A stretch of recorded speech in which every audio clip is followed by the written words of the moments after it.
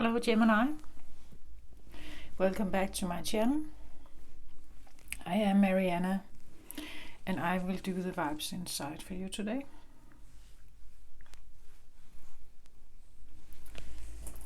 So if you're new to my channel, thank you for trying this. I read about the self or the ego voice or both. Sometimes I feel like I read more for the ego voice than the self, especially if the self has been very repressed, which it usually is, but some have easier access than others. If you find yourself on a spiritual journey, searching something, maybe you will find something in my readings that may help you, as I am on a similar quest, and I've been sharing something that I've figured out for a few years now, and what I do on the channel is maybe not considered always as what we want to hear, but I'm doing it anyway, because this is what the cards tell me. Even if I want to do love readings, that's simply that's not what I get. It's not the content that I'm shown, and the words that I'm supposed to share is not about that. It's like, as a tarot reader, I have a different mission. I'm here to say something else. So some of the stuff that I share is not always maybe that lovey-dovey, but it's necessary maybe for some.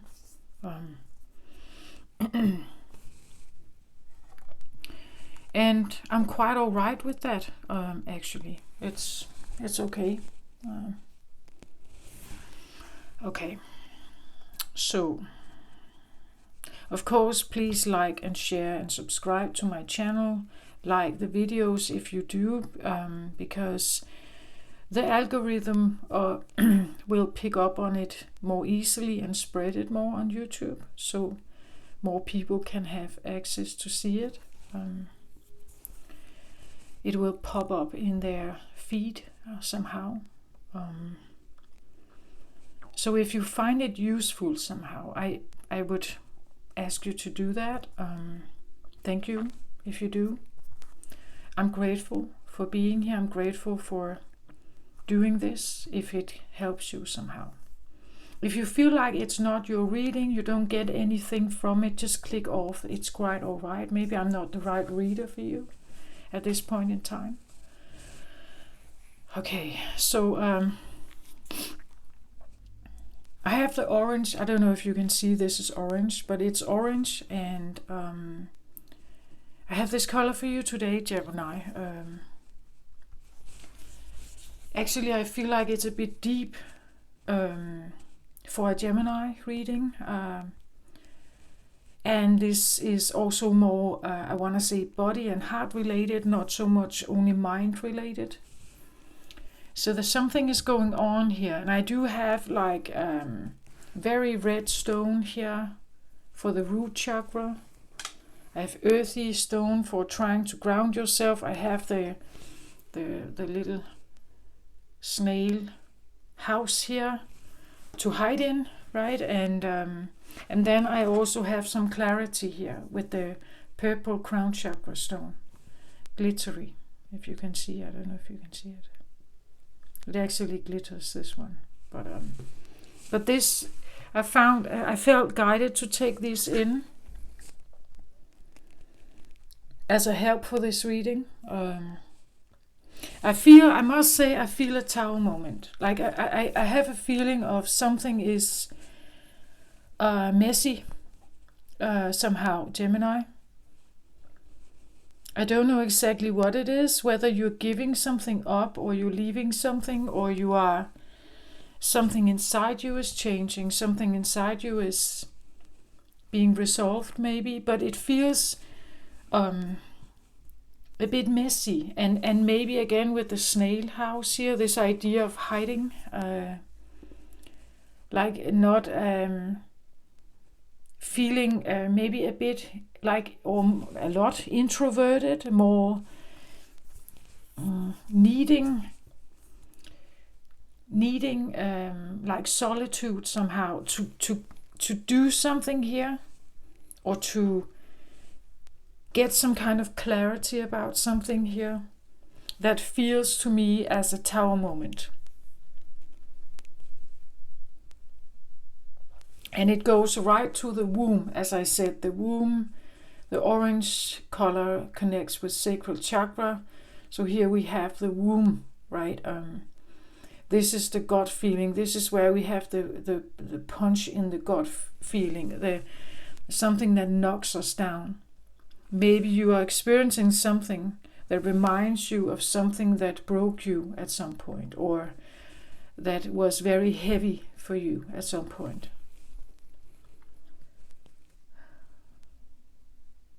Yeah, that's like the incoming energy that I feel like. I feel it. I'm standing in it. I feel it, but it doesn't come across to me as like I'm in despair, rotting in the gutter, crying my heart out. It's not like that. So somehow I get the feeling you are past that somehow. We have Saturn retrograding at the moment, and retrogrades sometimes bring up stuff from the past. Like we are given an opportunity to see it again and figure out how to deal with it again. Make different choices or so on. And somehow I get the feeling some of this is known to you. It's known to you. I feel like you have been here before. It's like a revisiting of something. Right? You know, let's say you're revisiting your childhood home, but it has been sold many years ago and you didn't have access to it, and now you suddenly stand in it, right? And all these kind of memories come back. How you ran up and down the stairs, how you were playing hide and seek, while your mom was doing dinner in the kitchen, right? All kinds of memories. I don't think they are all bad, but there is something you're realizing that assists a bigger picture. There's something you realize that assists you in having a bigger or clearer view about something here. That's what I feel like. I don't sit in despair here. I don't sit in crying my guts out in the gutter, right? Feeling left out and all miserable in rain, right? It's not that kind of feeling. I get a feeling of revisiting something that probably it could have, maybe it had to do with a tower moment, something that broke down once. Yeah, something that broke down once and created a lot of mess for you internally. Maybe I read about the vibes inside, so maybe internally, maybe externally, maybe both. So when I say externally, outside of yourself, right? Did you become a magnet for something that felt quite messy somehow, Gemini? Because something inside also broke down and became messy. You know, sometimes we attract what we are, right? We attract what we are. We attract what we are, or we attract healers to what we want to heal. Or teachers.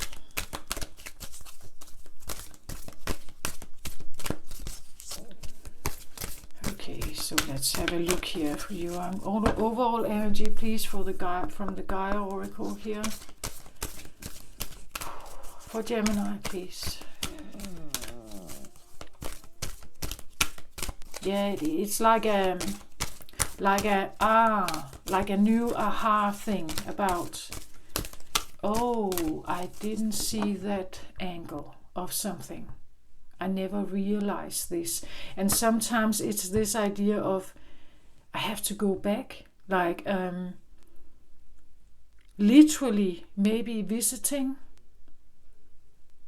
a scene, a place, maybe a childhood home, a basement, I hear, maybe something. You literally have to stand there. Maybe. And then something is suddenly coming here.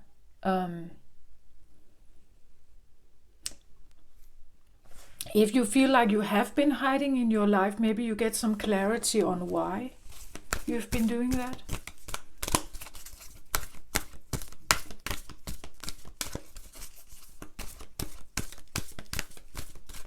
Or again, the feeling of a shell, needing a shell, an extra shell. Maybe it's something you realize about your shell, like our protective mechanisms in life. Or maybe if you feel like you didn't have one, like there was no protection of you, perhaps. How you have been building something to protect you, some kind of mechanism to somehow protect your heart, perhaps. Sometimes people use words, right? If you have been mistreated as a child, maybe you become a bully because this is what you learned, right? Someone has bullied you, you become the bully then, because somehow it doesn't allow people to see that you actually feel vulnerable inside, perhaps.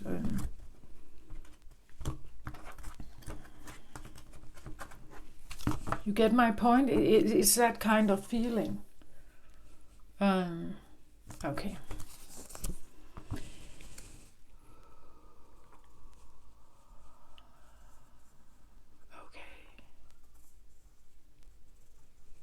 So I get the card number 44, which is a spiritual number and holy number in numerology. 4-4. Ocean of eternal love.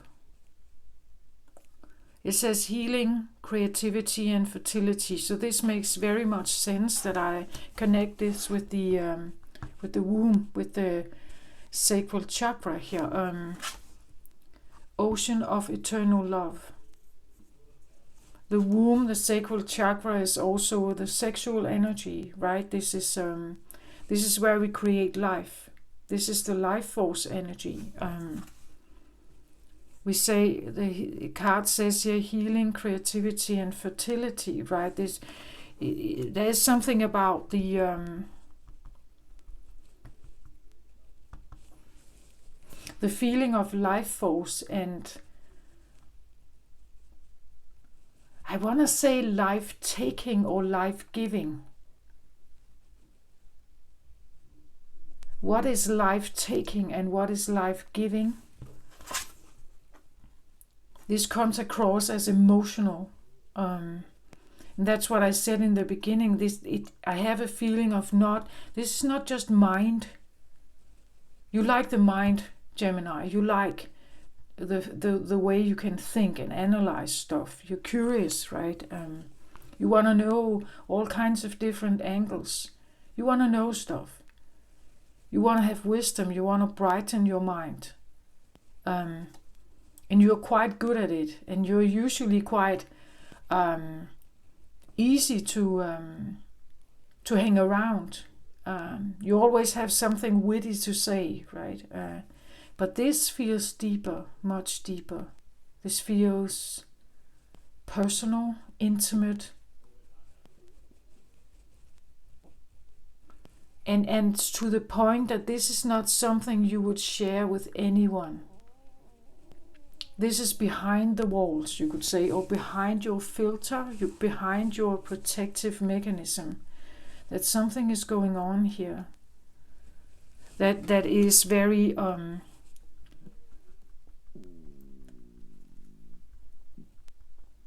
I want to say it's almost something that has to do with, I keep hearing or feeling the womb.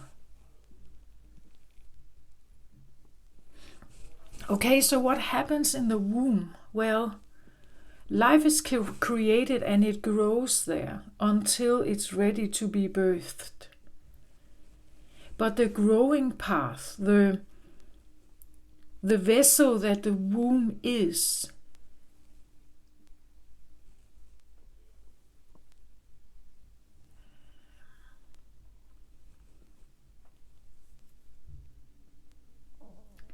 it's a container, but it's also a protector. While this fragile new life is being birthed and becomes strong enough to be birthed into this world. But it's like the womb is also like the soil where the new life is created. This new life gets its life force and growing capacity from that womb and from that woman. So this is not just what she eats and thinks and whether she can rest or she is in a very stressful environment. Everything that this woman experiences during her pregnancy, and maybe even something she has experienced before that, is part of her. It's part of her.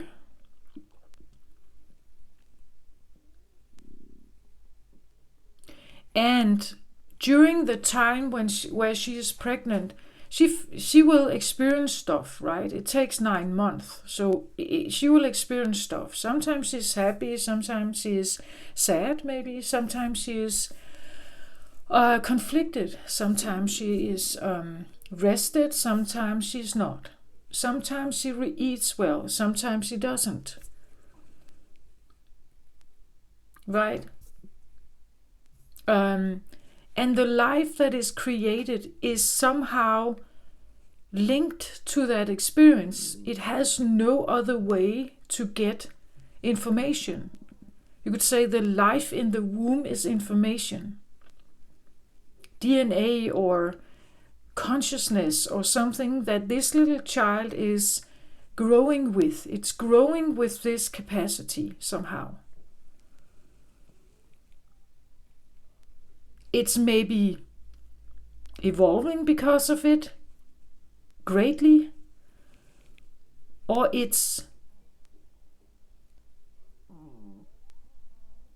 what's that called? Not declining, but retracting, maybe. You could say maybe psychologically it may have an impact on this new little baby. The fetus is influenced by every situation, everything this woman experiences. For instance, we know that if a woman is pregnant but has to lay down most of her pregnancy, that she can't walk, that something may happen to her, she can't walk, so she's laying down. It has an effect on the child in the way that it's going to experience balance later on in life, right? We know that maybe hunger, maybe it produces children that are lacking in some kind of vitamin, right? Or we know that children from drug-addicted parents, a drug-addicted mother, that the child is born with withdrawal symptoms of this drug. So the child is heavily impacted by what happens around the mother, what she chooses, what kind of choices she has, what she thinks.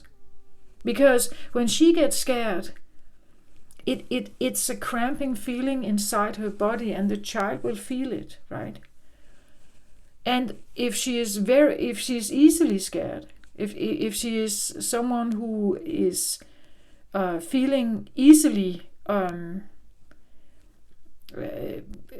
scared or sad, it will have an impact on the child somehow. And I don't know, I just feel like when I see this, the moon here, and then it's like the drop, right? That the little new child or the little fetus is like a product of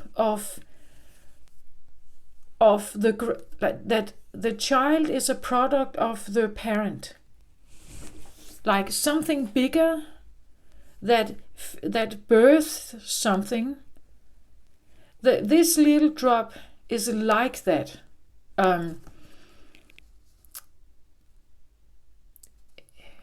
Do you get my point? We could take let's say an elephant, right? When an elephant gives birth to a new little elephant cub, or this little elephant will be like directly linked with where it comes from, right? So if this elephant was very healthy, was treated right, didn't have any illnesses or anything during the pregnancy, this little one will probably be healthy enough to sustain itself and grow and become stronger and survive and so on. But so this up here, if we say this is the mother, if she is not in a good place, if she is not in a healthy place, the child is probably also going to somehow suffer. And here we have what I called like a domino thing, right? If she is in a bad place, let's say the mother is in a relationship with an abusive husband.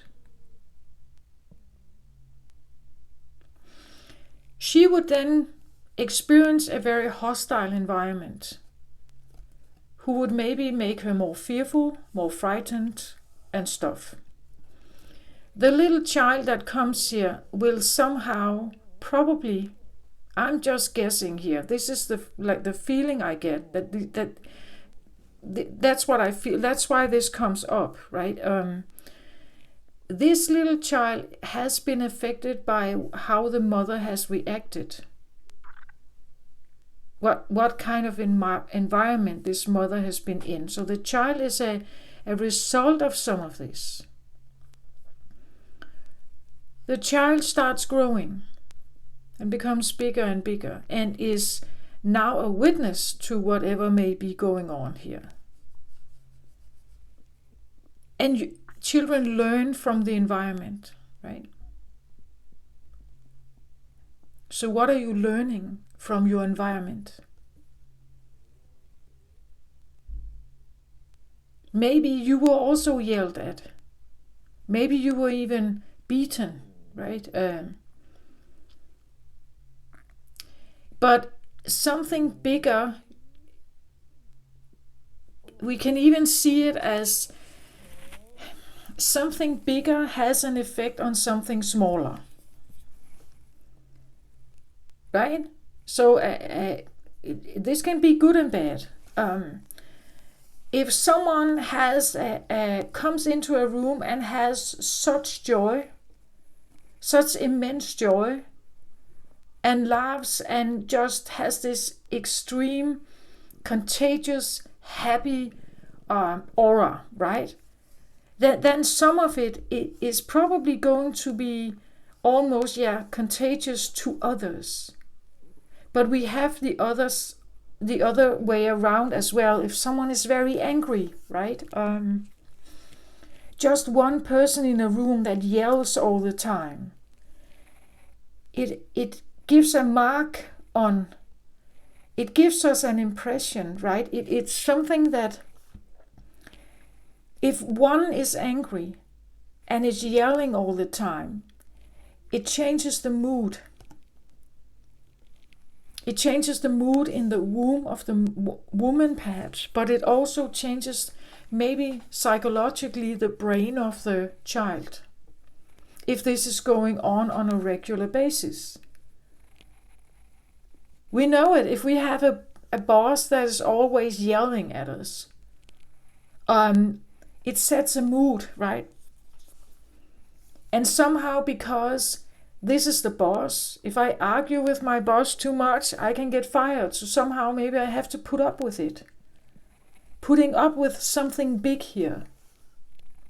Maybe you have been putting up with something big, whatever it is here, bigger than you. And you had to kind of maybe not say anything, or my nose is so itchy. Not say much, right? Or just let it pass somehow, because you didn't want to have the argument with a possible, with the possibility of getting fired or punished or something. So there's something about big and small here, a dynamic about big and small. But I get something. It's something about environment. The environment that has an effect on something that is smaller, like children, or a hierarchy thing, right? That something bigger has an effect on someone who is considered smaller somehow.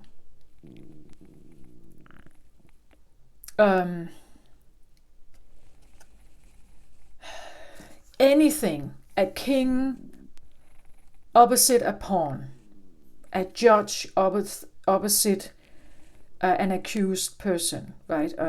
A mother or father opposite a child. But you see my point. It's like something bigger has had an effect on you perhaps, or the other way around. Maybe you're realizing how your behavior has had an effect on something smaller, like your child.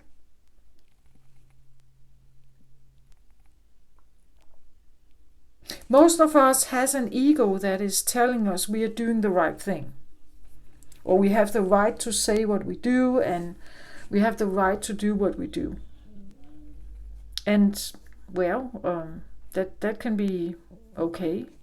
But if we are hurting others in the process, especially if this is like a direct link, like a child, a blood relation, is that okay? Is that truly what we want?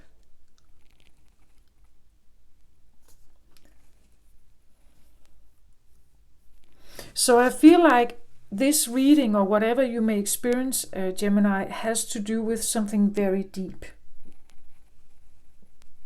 I got orange, but this is almost a mix of orange and red. So like the lower chakras. And for you, Gemini, this is not somewhere you go easily.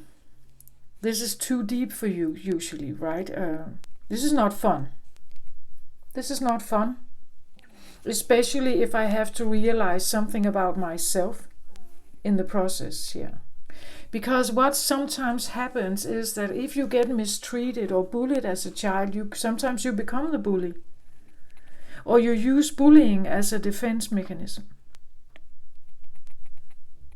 Energy is always shifting. If we have a very aggressive energy, a fire energy, I say that often, fire energy has to move. It cannot stay still. most want it out of their body because it feels very uncomfortable if it gets too much. We want an outlet. And we want it probably as easy as possible, and we want it now. Fire can be very persistent in that way. If we are quite lustful, we want to have sex now, right? If we desire something, we would want it now, right now. If we have a passion for something, we commit ourselves to it and we work for it, but we would like a result quickly.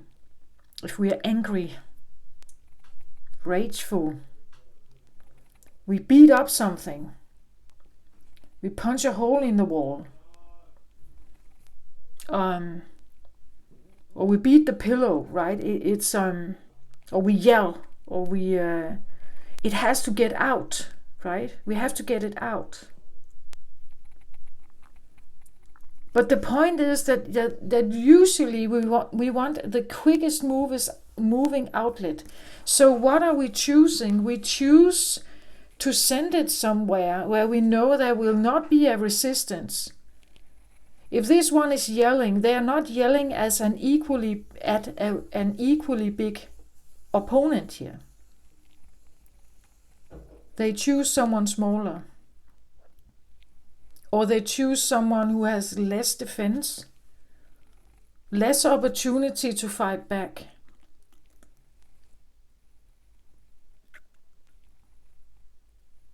Right? Consider that for a moment. If someone is very angry and they yell at someone, and maybe in the moment they don't know how to answer, they don't know how to react, they just get very sad and feel bad, or they feel like they've done something wrong. But then over a period of time, now the energy has shifted. The bully directed or projected their energy onto someone here who didn't feel like they could defend themselves. But over a period of time, what now happens? This one has to deal with that energy now. And what do? Well, sometimes they also bully.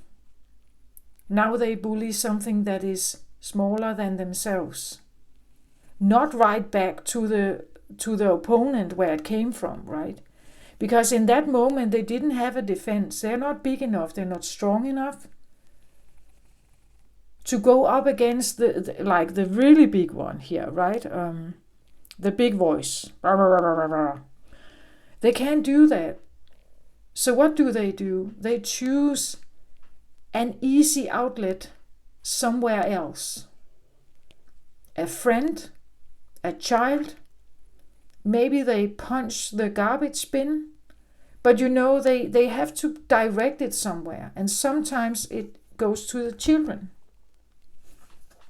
When it goes to the children, what happens with that energy? Sometimes the energy is transformed between siblings, or projected between siblings, or is projected upon pets, or it's projected upon someone in the kindergarten or something like that. So you can have aggressive children, right? Do you get my point of like this domino effect of like fire energy that is, it starts somewhere from maybe a big mouth here, a big one, and then it goes where it's easiest. So I have a sender here and a receiver. Oh, I have a sender here, a sender and a receiver. This receiver is not as strong as this one. Otherwise they will repel it. They will throw it right back at this one, right? They send it out, they are angry, and this one doesn't know how to defend itself. So it's sometimes, now it's landed here. This one got an outlet. I got my anger out. Now it's projected onto this one. who didn't know how to defend themselves in the moment, what are they doing now with it? They figure out to find someone smaller because this is the easy way, right? Then they have the outlet. Great. Now they are off the hook. What happens here then? Do you get my point? It's that feeling of something big that does something to something smaller. And how it goes from like a big energy to a smaller, to a smaller, to a smaller, and ends up at the children. If we are not careful and we figure out how to do something about our temper or our sadness, because this goes both ways. You can project sadness as well, right? Victimhood, anything here. From a big energy to something smaller, to something smaller, to something smaller. If you are not aware of it and you stop yourself, perhaps. This has been what I would say a continuous, that is my thesis. This has been a continued bullying and victimhood reproduction throughout times. We're still in it. And the only way to stop this is to become conscious about it and then figure out another way. Not just to have my big sadness here with the moon thrown upon someone who is innocent, actually. Innocent, but is now carrying some of this, right? They are now suddenly carrying some of this. And when they grow up and become this, they may do the same with their children, right? Or other people's children, or friends, family, siblings, whatever. But this is why I have this color here today. It's because it's very deep embedded in us. Again, and what is life-giving and what is life-taking? In the sense, if we project our stuff onto someone who is weaker, maybe it makes us feel a little bit lighter in the moment, but now they are standing with this shit, right? And maybe they have even less opportunity to figure out how to release it or how to get rid of it. And it's also another big thing is it's not their fault, right? It's not their fault. They were just there. They were just there. So it was them, right? You were there and you were easy to spit my shit on. So now I just spit it on you. And then now you carry it. Right?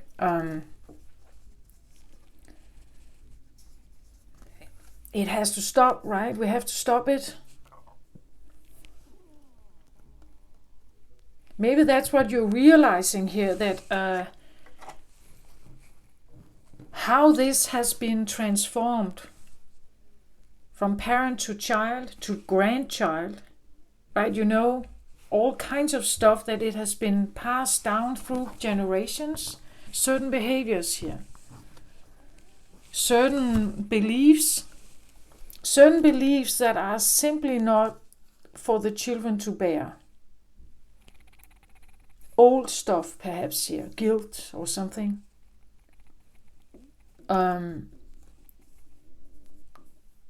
And maybe you have a tower moment about this. You have a realization, oh my effing God, right? I never saw this until now. I never saw that it was that bad, actually. At the bottom of the deck, I get Sacred Heart. So this is the same card as on the flip side. Very Gemini, actually. Gemini-like, right? Okay, this is the card number 12. It says passion, love, and spiritual communion. This comes across for me as an ascension. You realize something here that has to do with your heart. This is also about love. It says passion, love, spiritual communion. Here we have healing, creativity, and fertility, an ocean of eternal love. So we have definitely something to do with love, what love means, and what love definitely is not. So yelling, bullying, criticizing is not love. It's not love. It simply isn't. No matter how much you think you are entitled to do that, or someone were entitled to do that with you, it has nothing to do with love. It's control. It's not love. No matter whether this were your parents, it's not love. It's something else. It's fear and control. And this is an ascension card for me. It talks about spiritual communion. You are communing or connecting with something here. Something new. Sacred Heart. It's a realization about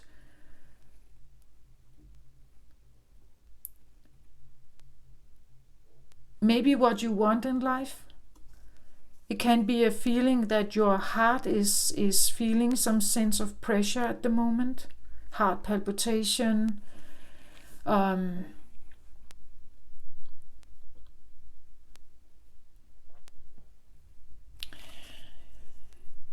Did I say something in the beginning? Something about...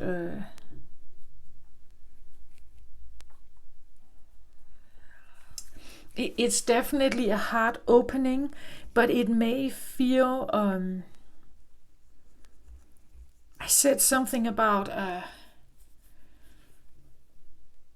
like a tower moment, that you're realizing something, but it's for a greater good, right? You are having a heart opening here. You're having some kind of realization here. But it's for a greater good. It's for a greater good of passion and love and spiritual communion. That's why it's here. It's underlying energy. But what you are actually facing, what you are actually realizing, is probably something like this.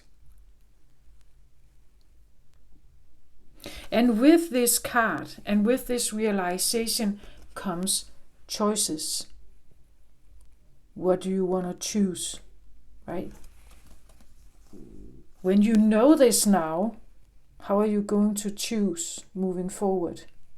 What are you going to say? When are you probably maybe stopping yourself?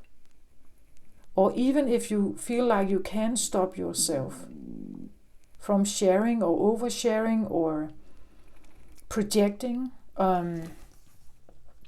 realizing maybe you have projected a lot, or someone did project a lot. Moon energy, this is very, well, moon energy is all kinds of stuff here. Criticism, like lower vibrational energies, like lack mentality, neediness, a kind of intrigue, like intriguing, what's that called? Intrigues or conspiracy theories, right? Creating all kinds of stories in your head. All kinds of projections.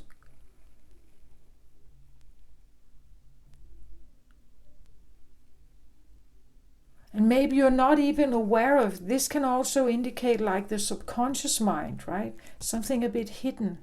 Or you haven't been aware of this. It has been unaccessed for you to see this? And how this has maybe been playing out in your childhood home, and now you maybe realize, I do this myself. I actually do this, or I have done it. And maybe you, like, this is where we can have the bad conscience. We can get this, oh my, I never thought about it, and I never intended this, but I did it. Like they did with me, I did this, right? Maybe you see your children do something and you say, why are you doing that? Yeah, why are they doing that? Right? Something hit them at some point. Maybe not from you, but from somewhere. Okay, you get my point in this, right? So I get the feeling of something messy.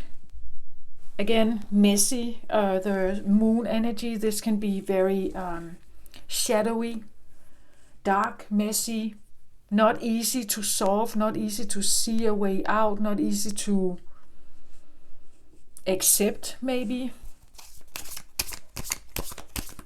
Not easy, I want to say, also to own. Like to own that part of your shadow, that you carry some of this.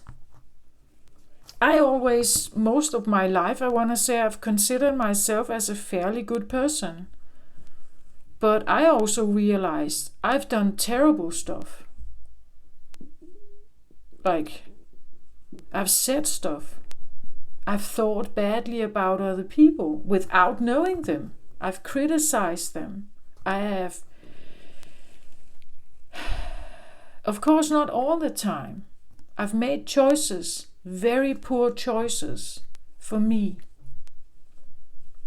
I've treated myself extremely harshly. Then that in itself is a bullying, right? But it was mostly directed towards myself, but still. I was also a kid once, right? That could also be what this is. Maybe you realize that you have bullied yourself here. Right? Ace of Wands in reverse came out here as a flyer. So there could be something about how do you yield your fire energy, temper. I said that already. Anger perhaps, or passion, your lust, your will, your what you want, what you long for, what you would like to possess right now, right? There could be something about having a realization, maybe I haven't yielded this in the best way possible. Maybe I could actually do better. There's even, I want to say, for those of you who have been practicing, maybe, I feel like a lot of people out there waste their sexual energy. The sexual energy is extremely potent for creativity and new ideas, but most waste it because they want a quick outlet. Again, it cannot fester. So they just want to have sex. Then the burning fire goes away, right? So that's the easy outlet, but you can hone that energy. You can hone it and bring it towards your third eye chakra, and there you can have like new creative ideas for new projects that may have not been seen before. New ways of solving stuff, right? You can have that with the. But we need to work with it differently. We need to get to know what this is. I think we are not using it right. Well, those of you who enjoy sex a lot, of course, you will not like what I say. I just say it's an easy fix to have sex. And probably also likable. It's not like that. It's just if you feel like that it festers in you, there are other ways. That's what I'm saying. There are other ways to figure out what this wants. I believe if we, mankind, could figure this out, we could help ourselves tremendously. But this is not just me theorizing here, right? So you do what you want, you think what you want, right? But it came out in reverse, so there could be some realizations about your temper, maybe, your anger, maybe, or your passion and anger is closely related. We have passion for something. If we can't have it, we get angry. It's closely related. Or we have bitterness. We become stuck in it, and fire cannot be stuck. That's simply not. So it changes from being a positive, this is great, to retracting and being angry. It takes just a minute, just a little minute.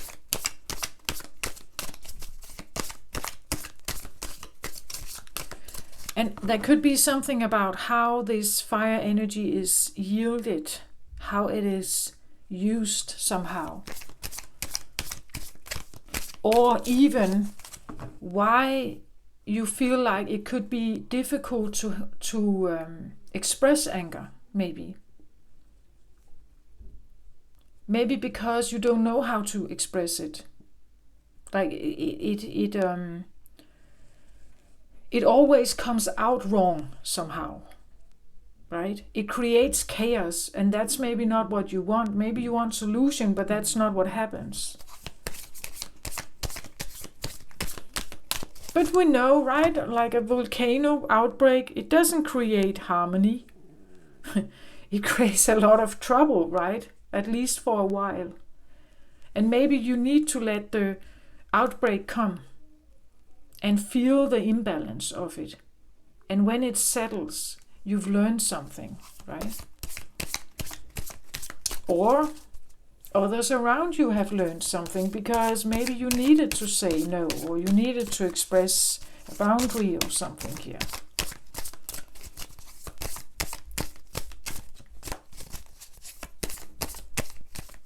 There could be a feeling also with wanting to ground it, like, how can I ground my fire energy? Because it's out of balance. I can't actually control it. If I get angry, I will look for the easiest way out. If you take, for instance, a lightning, right? A thunderstorm and lightning. The lightning, it goes for the easiest outlet. The easiest outlet for lightning is something that is putting its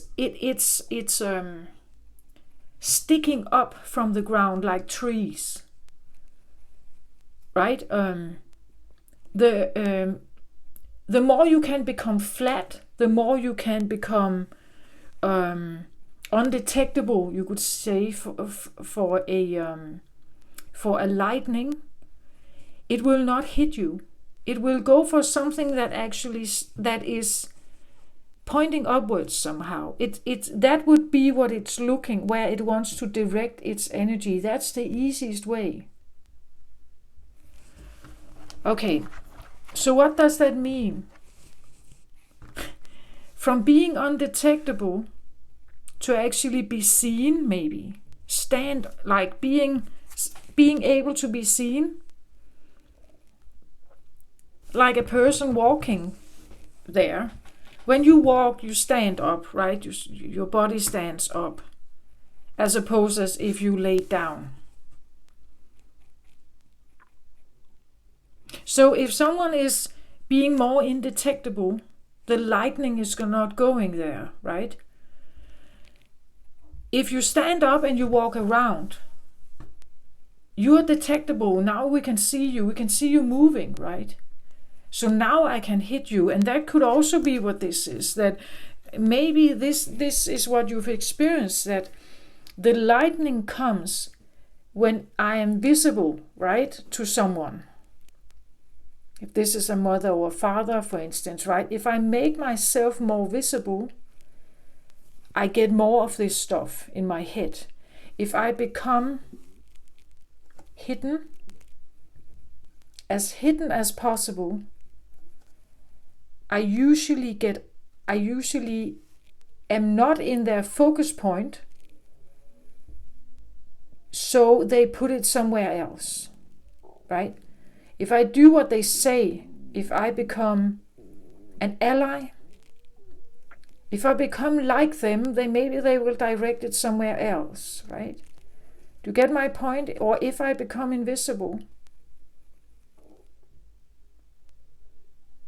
so I'm not needy, I stick to myself, I take care of myself, I hide here. I don't make a mess, I don't complain, I don't brag, I don't make a name for myself, I don't put myself in the spotlight, I actually do the opposite. Then they are not having their attention on me, they may direct it somewhere else. Do you get my point? It's that kind of feeling that you're realizing something about maybe a behavior that you have or someone else has here. Maybe even to the point that you see it in your own children, right? You may see a behavior choice now actually seen in your own children, right? Something like that. Okay, so let's have some cards here for Gemini, please. Okay.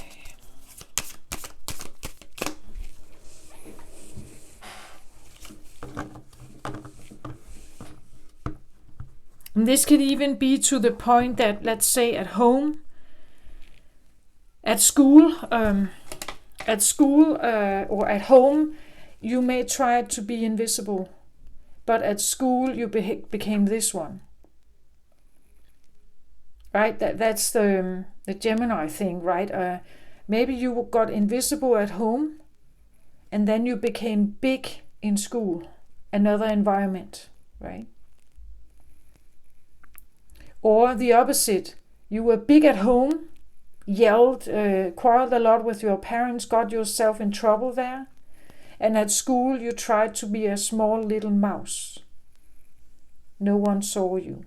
You didn't want to put attention on yourself, right? Take it how it resonates for you, right? Okay, how do I want to put these cards, please, for Gemini? Just give me a moment.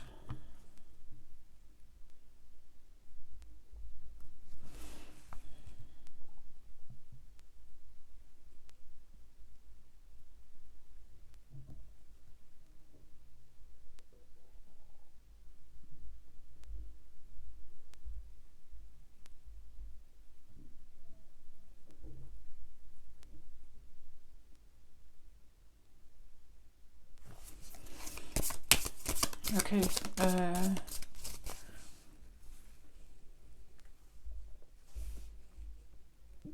Yeah. Okay.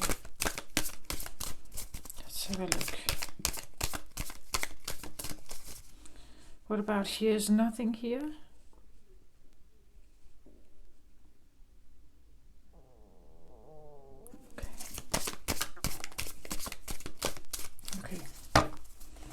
Okay, so I get,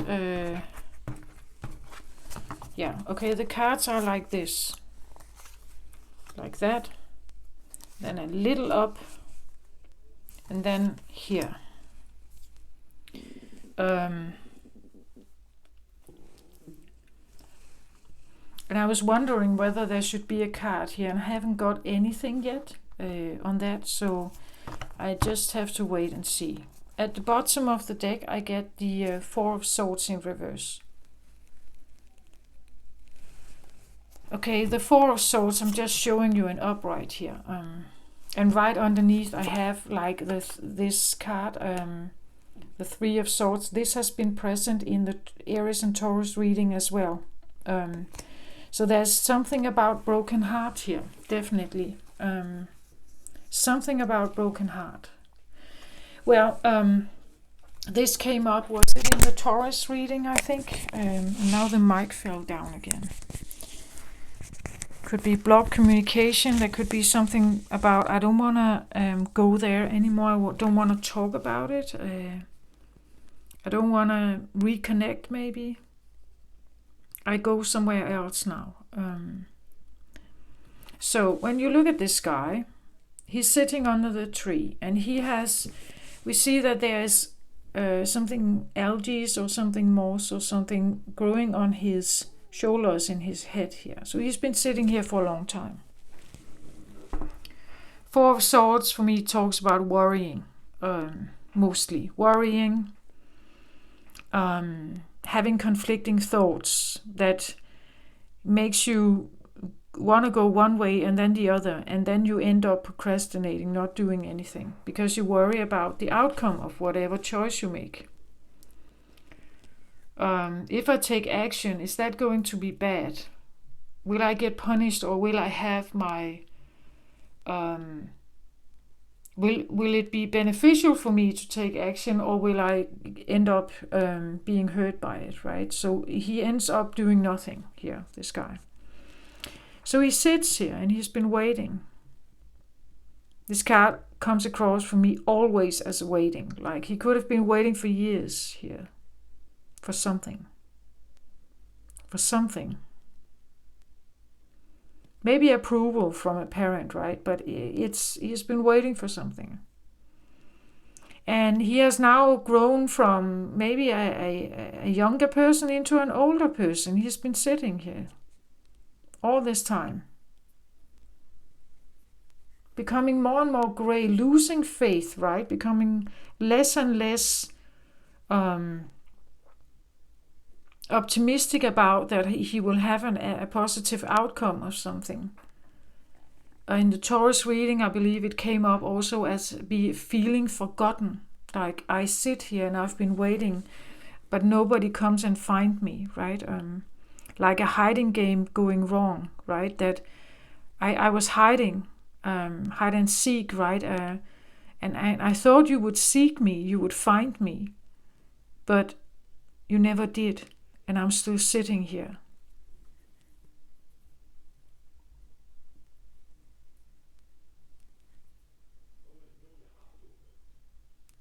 Nobody found me, right? Nobody found me here. I'm still sitting somehow.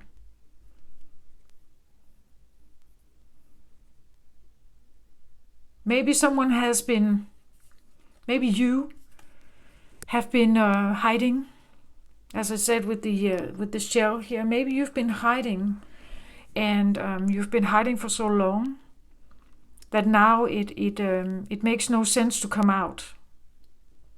Right? That could also be the point that have I gotten too old for this, right? Maybe I should just leave it be and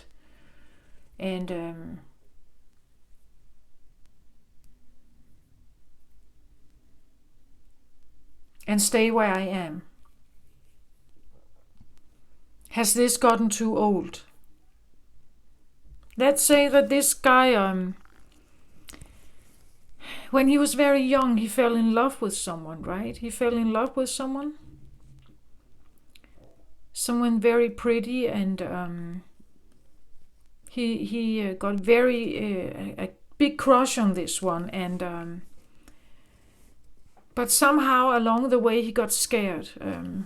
He got worried that he wouldn't be good enough for her, or he wouldn't be attractive enough. So maybe he ran away.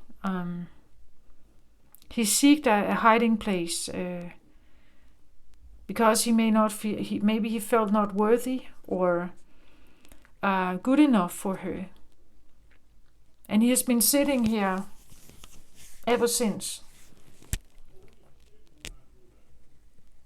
And it has gotten so old now that he is wondering if I ever came back. Maybe she has let go of me a long time ago, right? She has let go of me a long time ago when I was young. So I can't come back now, right? I've gotten old and fat and grumpy and bald and whatever. If I come back now, I'm probably not attractive enough. So he's sitting here, feeling miserable about it. But it came out in reverse, so somehow I get the feeling maybe someone is deciding not to sit here anymore and maybe take that risk, or realizing that staying here didn't make me happy, right? I was worried about an outcome, but sitting here is definitely not going to make me happy. Someone could be fearing that they are criticized, mocked, or bullied, or downsized or something. Someone not being very good at dealing with criticism, right? So therefore they stayed away. But now I get the feeling it's like, but that is not making me happy either. Something is not making me happy. Staying here, isolating myself maybe, or hiding, is not making me more happy. Like my heart is hurting here, right? To have a more healed heart here, I may need to get myself out of this position here, even though I feel like I may be facing something very big.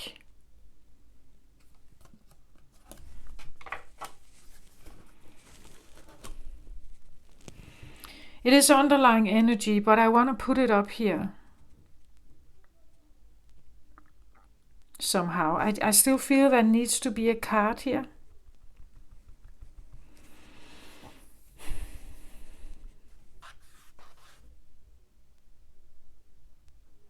Okay, I'm starting here. Ace of Pentacles.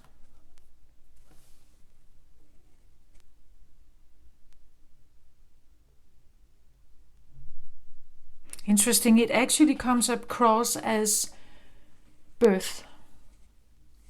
That's not normally how I see Ace of Pentacles, but that's actually what it feels like. Like the birth canal here, that you're coming here down the birth canal and you're birthed here. That's actually how it comes across. You get a body here. Pentacle, something grounded. Something that has to do with earth element, something tangible. It's like you get a body. You are in tangible bodily form. That's actually how it comes across. Interesting. Like being birthed here.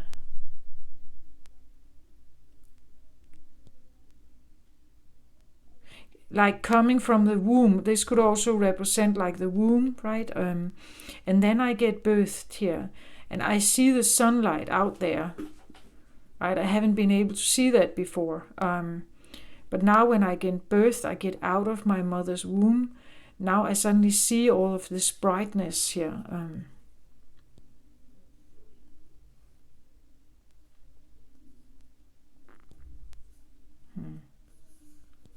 Interesting. But we still have the red here. The red dress or cloak.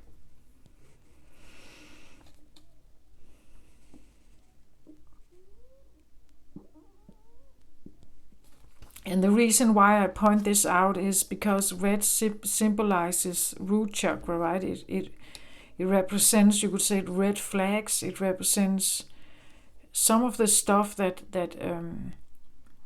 links to root, like the primal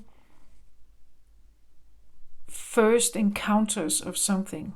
The very primitive primal ways of connecting that a little child needs to do when it gets birthed. More or less successfully with its surroundings. And there could be something about this that was maybe difficult. And this could have been, you could say, as I talked about in the beginning, that this was maybe pre-programmed even before you got birthed.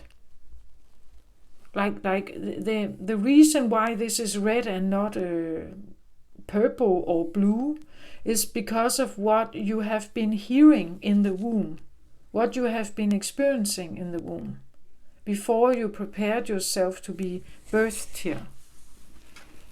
Yeah, that's actually how it comes across today. Interesting. Normally I say Ace of Pentacles is now a new beginning of something tangible, like a new job or an inheritance, maybe a new house situation, something like that. But that's not how I see it today. It came across as birth canal and like seeing the light for the first time, like getting out there. but with a pre-programmed, maybe worried mind, maybe like a worried mind, right? Because that's what you have been feeling from the mother, perhaps here. Next card, the High Priestess. Interesting. Yeah. Look at this, right?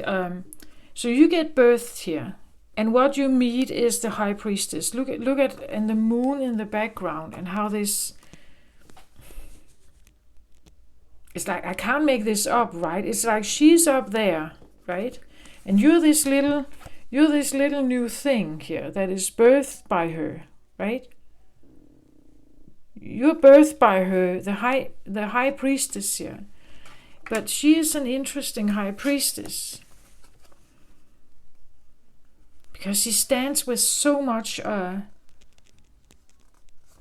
moon energy, and I want to put her face into the camera, because when you look at her, don't know if you can see her, she's to me she comes across as very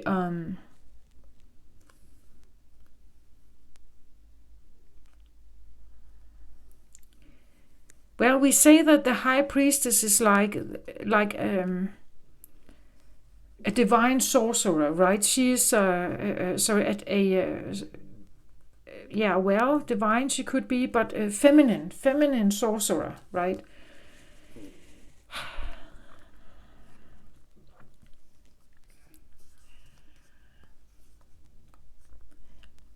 And she probably has the ability to be.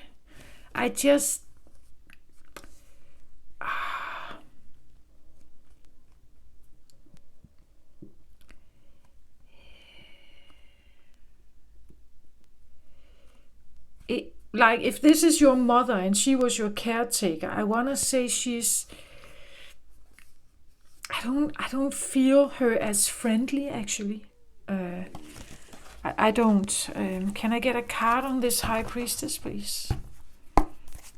There is again this. If you look at her, it's like only half of her face is visible. It's like she's. And the moon in the background, there could be a lot of secrets here. Like, she could have been quite secretive, only showing part of her self. But I want to say it could also be you, Gemini. You get birthed here, and you are already a High Priestess. But because of what you have been experiencing, maybe you become a little bit shady here, even from birth. Let's have a look at this one. And I'm not criticizing anyone here. I'm just trying to read the energies. Because in that case, I want to say you have to know your power, right? Gemini is also connected with magician energy, so there's something about this here, right? It's just, it can be your mother, or how she influenced you, right? You got out again. Maybe you you hoped for that beginning. I get out in the light, but what you get into is actually moonlight. When you get birthed here from the pillars, we even have almost like the two same pillars here. Like the two pillars. Maybe you feel like if I come from the beyond and I choose to get reincarnated, I'm promised like a beautiful new life, and I get birth, and what I believe I get into is a sacred new beautiful paradise heaven, and then I get into this world, and this is what I see. Like a terrifying opposite, right? That feeling. A terrifying opposite of what I thought I would get. A terrifying opposite about what I thought I would get.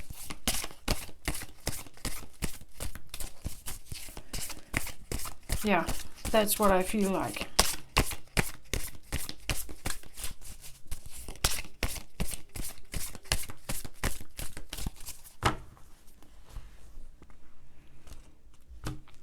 And actually, I think many of us, especially sensitive souls, we get disappointed when we get out.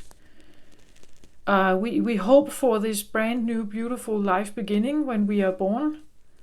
And when we get out, we meet a world that is in chaos here, right? We meet a world that is dominated by other energies. Okay, let's have a look at this one. I want to do a little more shuffling here.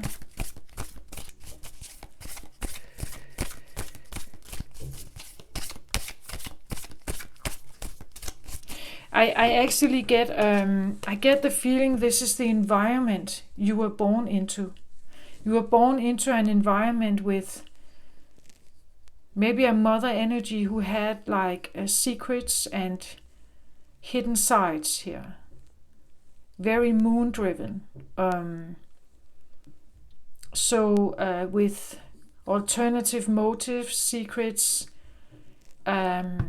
maybe judgment, criticisms, but done in a covert way, maybe.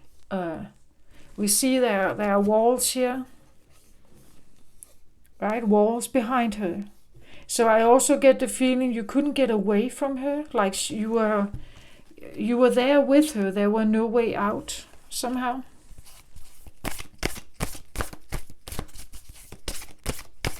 And she became like a dictating or a domineering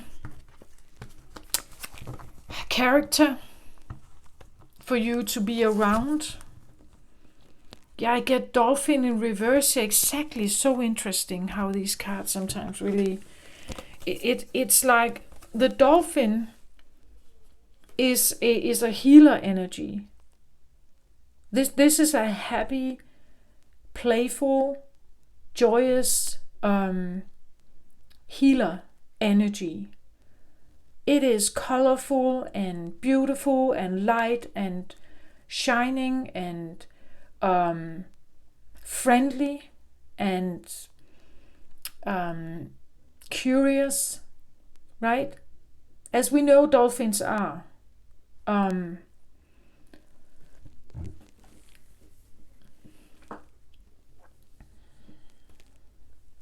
It's an energy of blessings, light, I want to say high vibrational energy, right? But it came out in reverse, and that so much tells it for me that this one, I believe they have healer energy. But because of something, they have turned it into something else here. And here we have the exact same thing going on, as I said earlier, right? She is also a product of something. She has also been a child once. She has been the little one once, who got influenced by something bigger here, moon energy. Well, it was projected, right? And she is carrying this, right? She's carrying this. So even if she doesn't want to, she was a carrier of this. Or you are a carrier of something here. So you can become what I call a negative manifester. You can become, or they became someone who was not friendly, who didn't share any light, who didn't share any healing. She could have. But because her soul was shrinked by something here, she became different, right? And she was now your primal caretaker. It's actually a quite clear story for me here. It's very clear. So this may represent a mother figure, but it could also represent you. Because you learned from this one, right? You learned from her.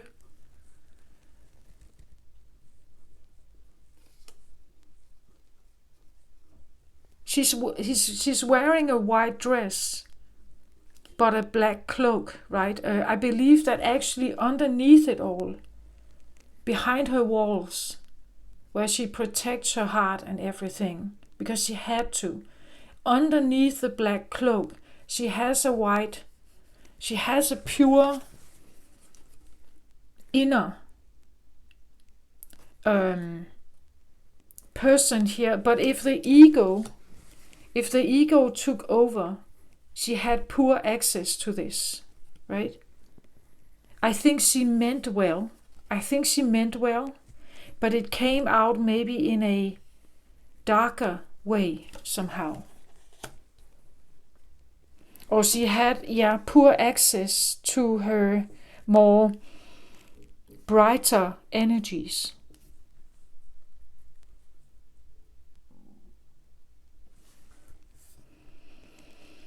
Okay, let's have a look at this one. 6 of Wands. 6 of Wands talks about victory and success. It talks about overcoming something or achieving something very significant here. But you achieve it through some kind of action here. Wands energy. Maybe some kind of willpower, some kind of desire, some kind of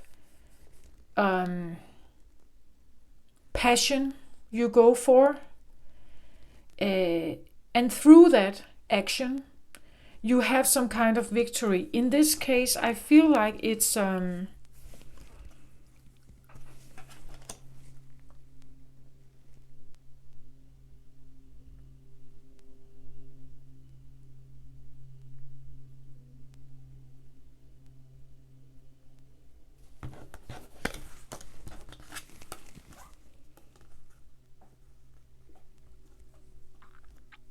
it comes across as a freedom card, like a way of freeing yourself from something, and it feels like a victory. And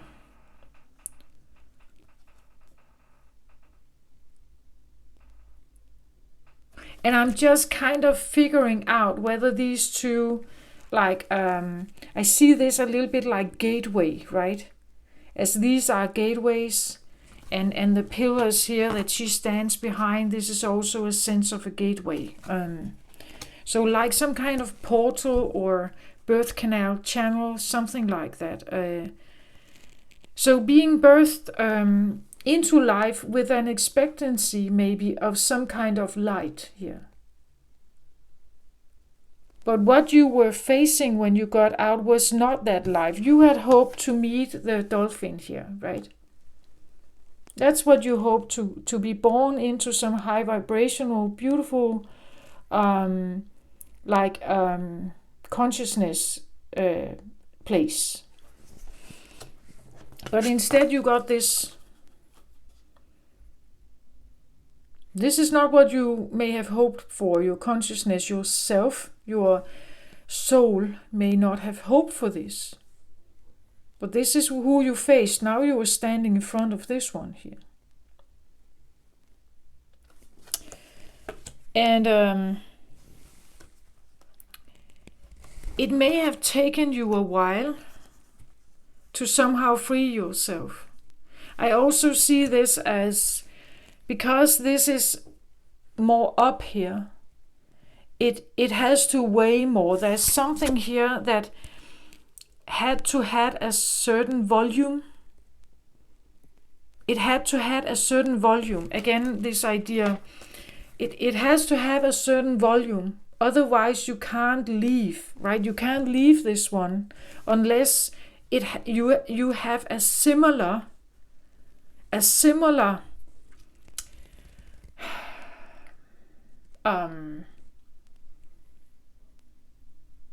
will, I want to say, a similar, you have to be an equal opponent to this one to walk away, right? Maybe that's what we see here, right? That someone was standing with a lot of darkness here. And to counter that, you had to have a lot of flames, right? You had to activate. You had to activate your flames here, right? Your flames, your wands, your willpower. So to walk away from someone, to release yourself from something, you had to use a lot of willpower and trust your heart, right? To do that. Walking away, I see like he's riding out here towards us, and he's leaving some kind of family dynamic, something behind here. Maybe a bigger family. Maybe you need to leave many family members behind because they are all part of whatever this is, right? It could even be that you are leaving this family in anger, like the fire here. You are leaving with anger, right? It's freeing you. And maybe it feels like a liberation or a victory that you actually speak up about something. I see him like his head is on fire, right? That his will is so big that he is now walking away from something. And by walking away, he's creating his freedom, which is a sense of freedom for him, I think, here. I go my own way here, right? I go my own way. There's no red cloth here yet. He's having a blue one. Blue is, you could say, throat chakra, third eye chakra. So now he's connected with something else here. He's connected with a different energy in him, right? But this could also be a father, right? A father who walked away from something. Because maybe he was living with this one. And he didn't want to stay there anymore, right? So he walked away from whoever this was. Extremely beautiful, I think, actually. But maybe dark. A sense of darkness with this one. Not necessarily evil, but dark. Deep and dark. Secretive. Maybe a sense of bitterness and jealousy here. Like that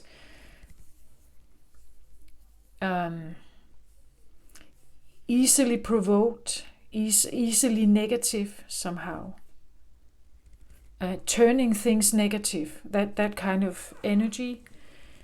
And maybe someone here left the building, right? They had to grow a certain element of anger, maybe, to leave.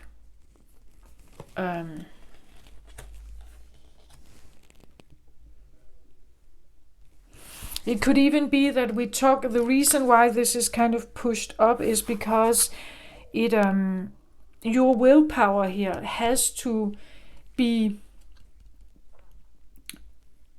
in the forefront. It has to be the number one priority. She cannot be. Right?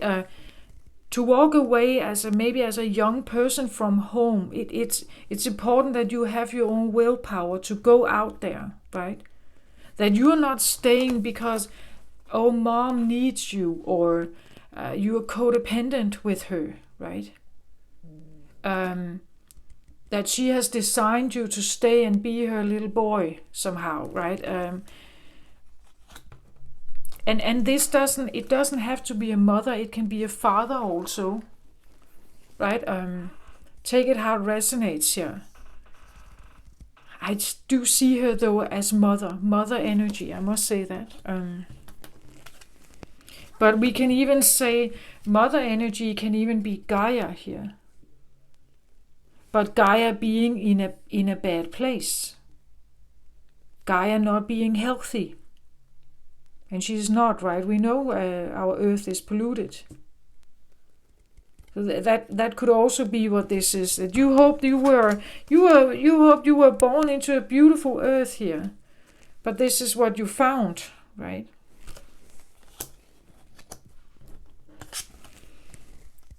So growing enough confidence maybe and willpower to say, I'm out of here, I'm leaving. I'm leaving this home, I'm leaving this situation. I trust in something else here with the blue color, and maybe I leave a tribe behind. And maybe the grass seem high and difficult to difficult terrain, but I'm going to get out there anyway.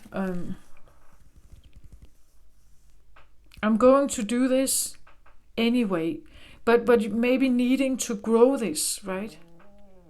Maybe needing to grow this after maybe a period of time where you couldn't, right? Where you thought you had no power against this one. I had to just go along with what is. Now it's like maybe you don't need to sit here anymore, right? You can actually wake up and go out there, prove yourself, and take matters into your own hand.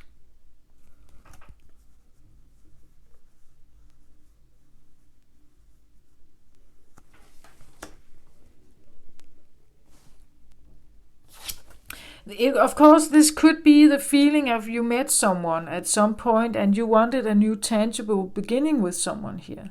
You thought it could be a bright new beginning. But what you actually faced was a partner who had like really dark hidden stuff here. But I just want to say, if that's the case in your adult life, this probably links back to something more deeper. Much, much deeper in you. We see someone leaving here. And I said something about maybe there was a breakup at some point. And this guy here, he was fearing that after such a long time, I can't come back. She has probably released me a long time ago. But I may still think about her, right? I may still think about her.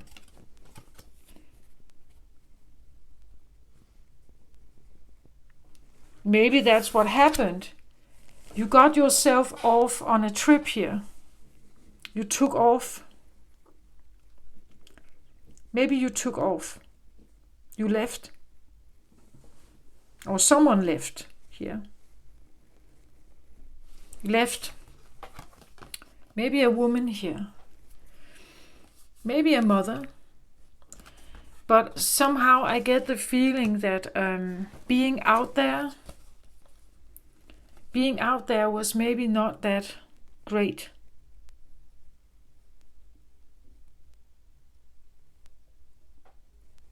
Not that satisfactory.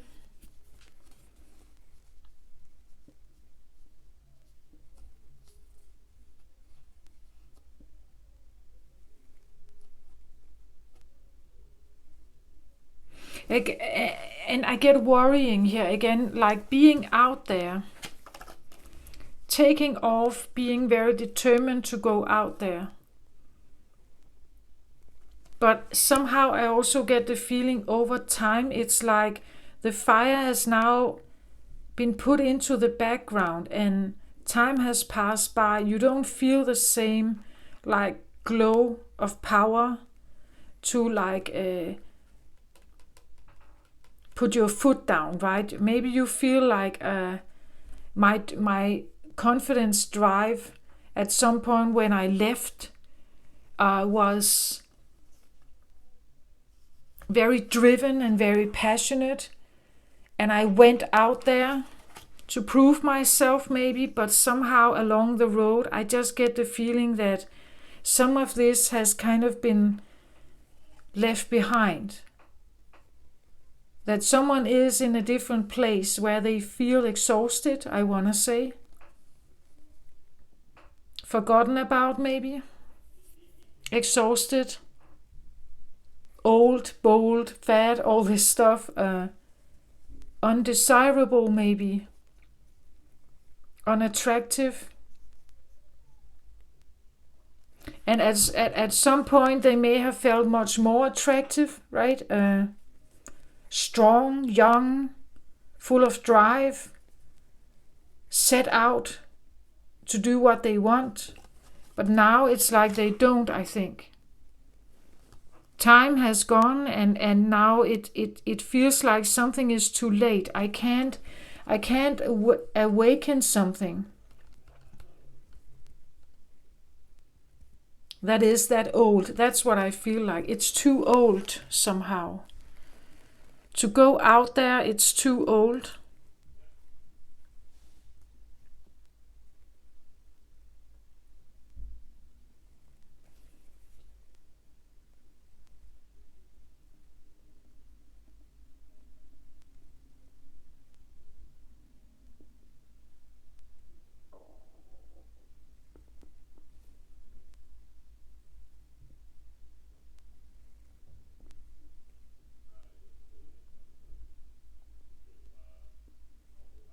I still get the feeling that this is a freeing card, and it's in the center of the spread here, so I still get the feeling it's something like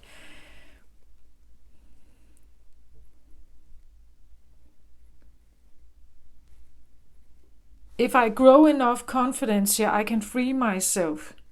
But again, this idea that maybe you got very angry. There's a lot of fire here. The way you left the building somehow, the way you left was maybe very angry or very like filled with temper, very fiery, angry, resolute, undebatable, that kind of like, hell no, I'm out of this shit, that kind of feeling. And even with a lot of harsh words, maybe you left like that, with a very like fiery energy here with you. And now it may feel like me returning here, it's like I can't do that. It could be the feeling I left, and I left in a way that can never be undone, right? I left in a way, and it can never be undone, like betraying a cult or something. And so when I went out here, I also cut my ties. I can no longer return. I can no longer come back to this. The bridges are burned, right? The bridge is burned. There's no apology that can allow me to come back. And maybe at some point you regretted it, right? Regretted the way you left something here. But now it's like the place is over here, but you can't go there, right? Or you can't go and visit this fiery place. It's like it's too painful for you to be in this position. Like having that much fire in your head here is too painful. It could even be the feeling that I can't, I don't want to ever be this person again who acted like this. Maybe it gave me a sense of quick feeling of satisfaction somehow, or freedom. But me acting like this is, it gave me freedom but not happiness, right? I'm still feeling confused here. I'm still feeling worried. But reconnecting with that fire it didn't bring me the joy out here that I hoped for, right?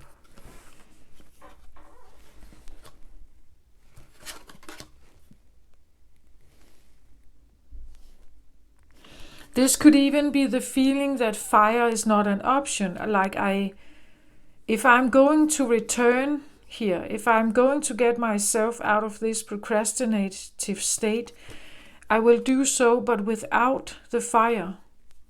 I will do so with means of my words, my communication skills, maybe my wisdom of the years, but not with the fire.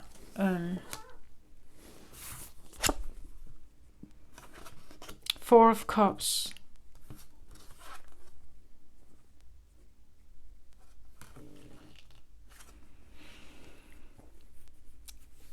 Well, Four of Cups is like the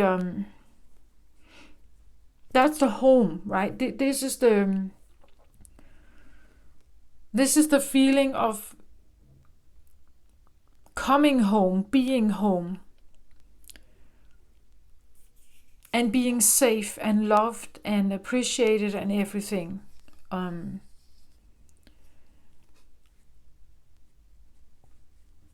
He sits by the tree, right? And he is surrounded by love here.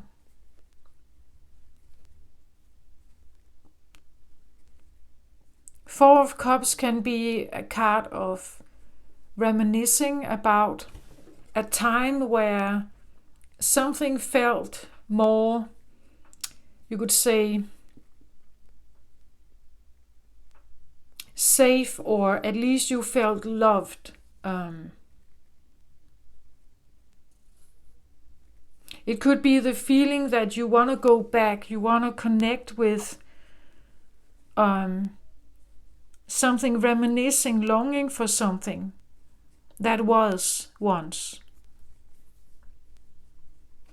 And the card is here, right opposite this High Priestess. Maybe you feel like you are somehow longing for, even if you feel like she wasn't the best mother or the best spouse here, you find yourself still longing back to this one.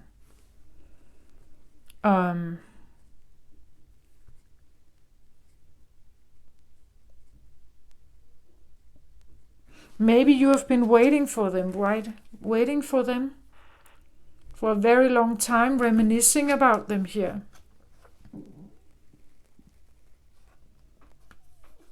Sitting and waiting under the tree like he's doing here, right? But again, this guy, when he is upright here, he sits and his mind is probably messing a little bit with him, because the Four of Swords indicate confusion. It indicates lack of clarity, can't see a way forward, no purpose maybe. The feeling of not having clear thoughts, clarity about something. And that makes him procrastinate. That makes him not take action. He needs just one sword, one clarity, one way forward. But he has four here, and it confuses him and makes him second guess himself.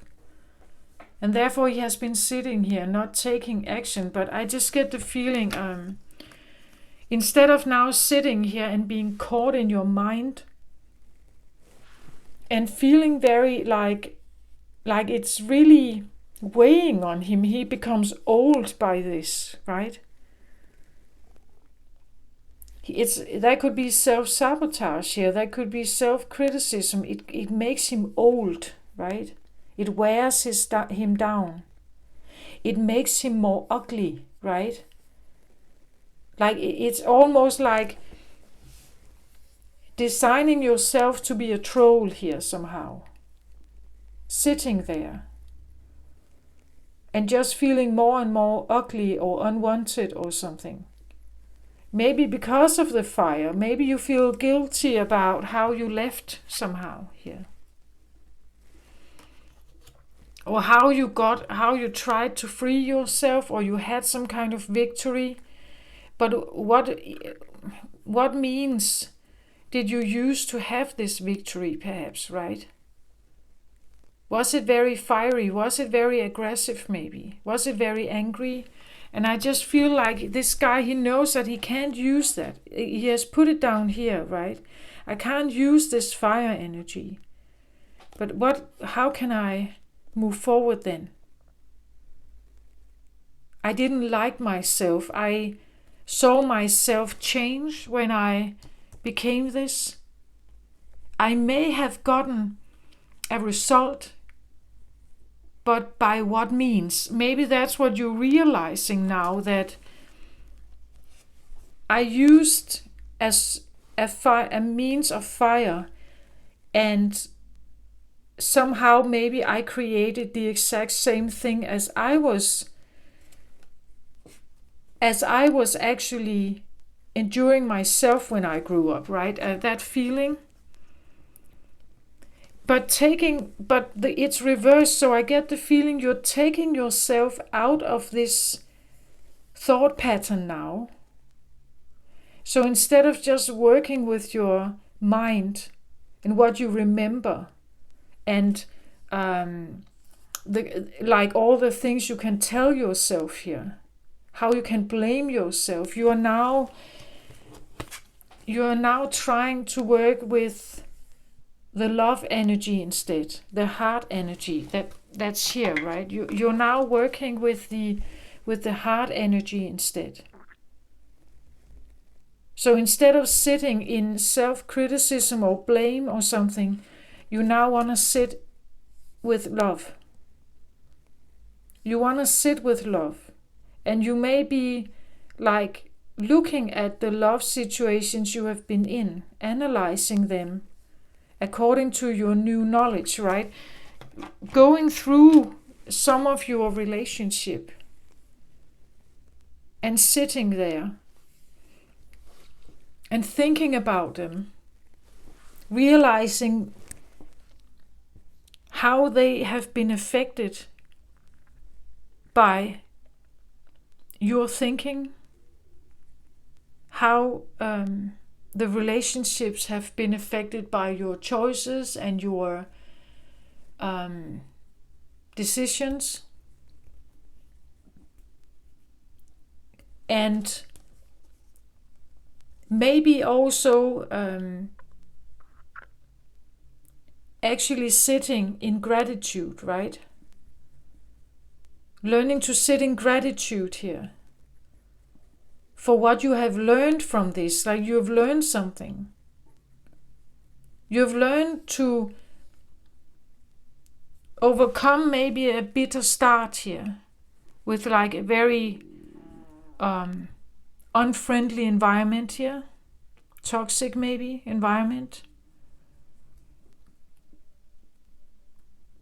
You have been realizing that you needed maybe to have, like to awaken a lot of fire energy to get yourself out. The way you did it was maybe not the best. You cut cords, you burned bridges, you excluded yourself, maybe they hate you. You may have been sitting for a long time criticizing yourself, realizing something new, that how you were using your fire energy was maybe not, it could have been self-serving. Maybe it was not for the greater good of the relationship. Maybe you realize that, and after a period of time of maybe blaming yourself, neglecting yourself. I even want to say here, neglecting yourself. You're realizing, I'm leaving this now. I want to sit in a different energy. I want to sit in compassion. I want to give myself compassion for what I have experienced. I want to give myself compassion for attracting certain people into my life and believing it was love. Maybe even coming to the point that you can sit here and send them love. You can hold each cup, and then you can think about them, and you can say to yourself that I realize now I was a different person in those relationships due to something from my past here. I own up to that. I realize that. And I sit here now with gratitude for what I have learned, what I have experienced. And you are just a mirror, right? You just showed me this. You showed me something. Maybe it made me angry, but now I know something else. I know something different here. And look at his appearance now, right? Maybe starting out as this young guy here. Then something happened that made him neglect himself and really like isolate or hide or something, and neglect himself in all kinds of ways. But taking himself out of that belief now, and look at him now, what he looks like now, right? Becoming more gentle with himself, also seeing himself as beautiful again, right? Where here he may see himself as a monster here, because of something he did, or that the fire energy is that he had to leave in that manner. He had to leave in that angry state of being. And he's an outcast, perhaps. He cannot come back. Maybe he felt like an outcast. Maybe he felt like a monster, undesirable, unwanted. But here, when he comes back to compassion, when he comes back to realizing whoever I have been trying to connect with, there's a reason why it didn't work out. There's a reason why it didn't work out here. So now he's going back to the roots, right, of the tree, examining this, like diving deep into the ocean here, to figure out what is love, eternal love, what does it mean, right? To figure that one out, learning about compassion, perhaps, learning about, and look at how silent he is here. He's not talking, right? He's not yielding a sword. He's listening to maybe his heart here, right? Listening for the story, right? Listening to the story and realizing how it has affected his heart, maybe someone else's heart as well, but seeing the story maybe not only from his own perspective, realizing there's more to this.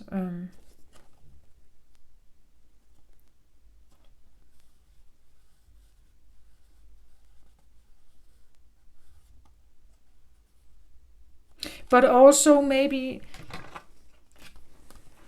there could be forgiveness here. Again, tribal forgiveness with the tree. Like the sense of, we could even say, we see the roots go down here, and we see the cup standing on the roots, actually, right? So there could be this feeling, I wanna work with the forgiveness of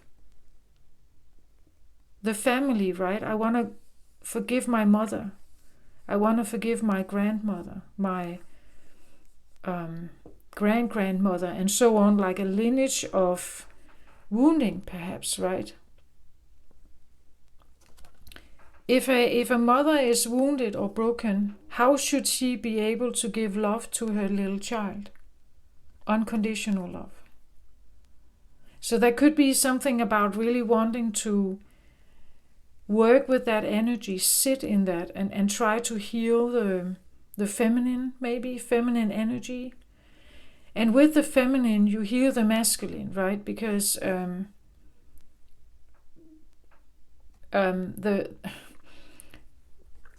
at least from now and forward, right?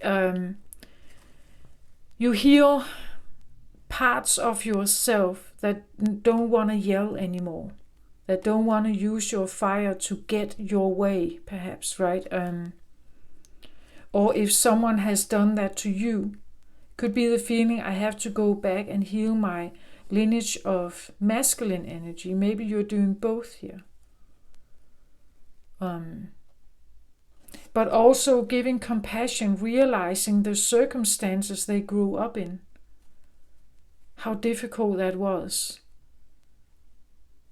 If a young boy was not given love by her father, by her mother, how should he know how to love a woman? That it's an ongoing, intertwined energy between the sexes, right? So which one to blame, the hen or the egg, right? Which one to blame? If we actually want to blame some, you get my point, right? It's like I want a clarification on the Four of Cups, please.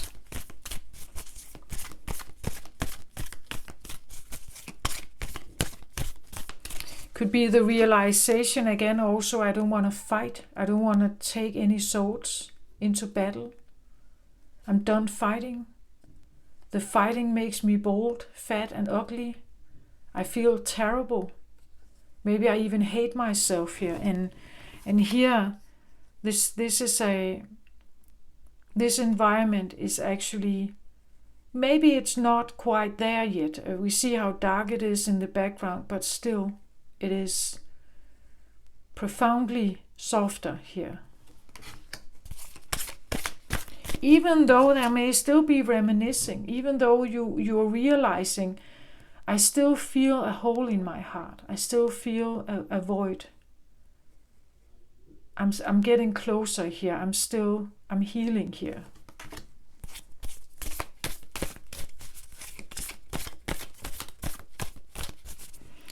Four of Swords can also talk about healing.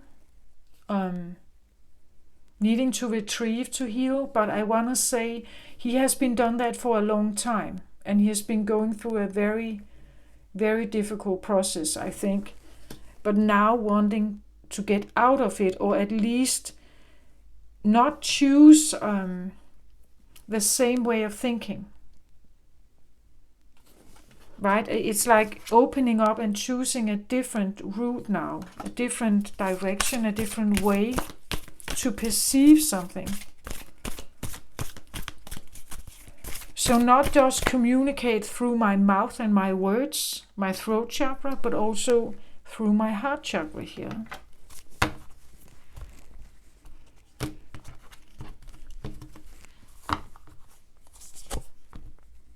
Octopus.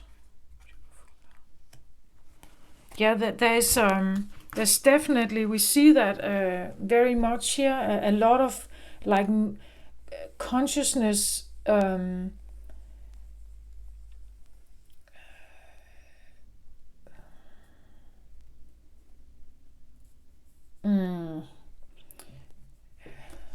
is this? A lot of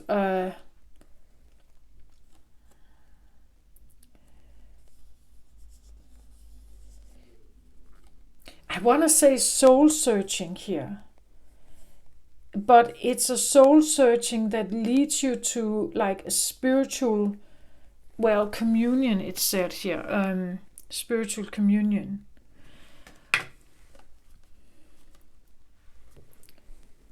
I get the card octopus, and the octopus is probably one of the most spiritual animals on the planet.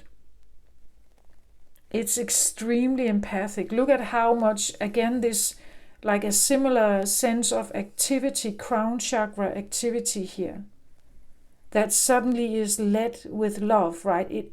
It's a totally different way of existing. It's one of the most intelligent, empathic animals out there.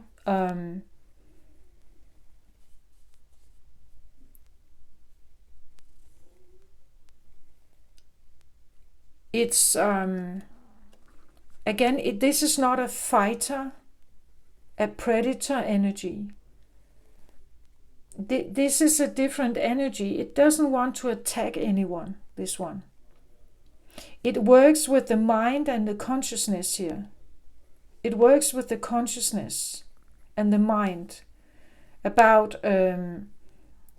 like words like higher knowledge, 5D consciousness, forgiveness, sitting in love, holding space for development, maybe holding space for someone else. And what does that mean? It means that you may think about other people. So the cup may represent a person, and if you hold this cup, you can send them love, right? You can send them. I realized that we had a breakout, a downfall, or I realized we had not the best of times. I sit here now, communicate with my higher self. I see now that maybe I did wrong. Maybe you did something and I got very sad, but I forgive you for this. I release the sorrow from my heart. But I do that through some kind of spiritual practice here. A spiritual practice. I use empathy. I use compassion. I use understanding. I sit quietly in peace here, no warrior energy. I practice sitting in light and love, you could say. Can I have a card on the Six of Wands here, please? Because he comes across as like this very determined character here. I'm going, right? Or something here. That he's definitely going somewhere. But he also left something. And maybe left with anger. Maybe it was necessary to develop enough anger to actually be able to break out. But maybe it was necessary, but not fun. Maybe it was necessary. But being out here has been a struggle also, I think.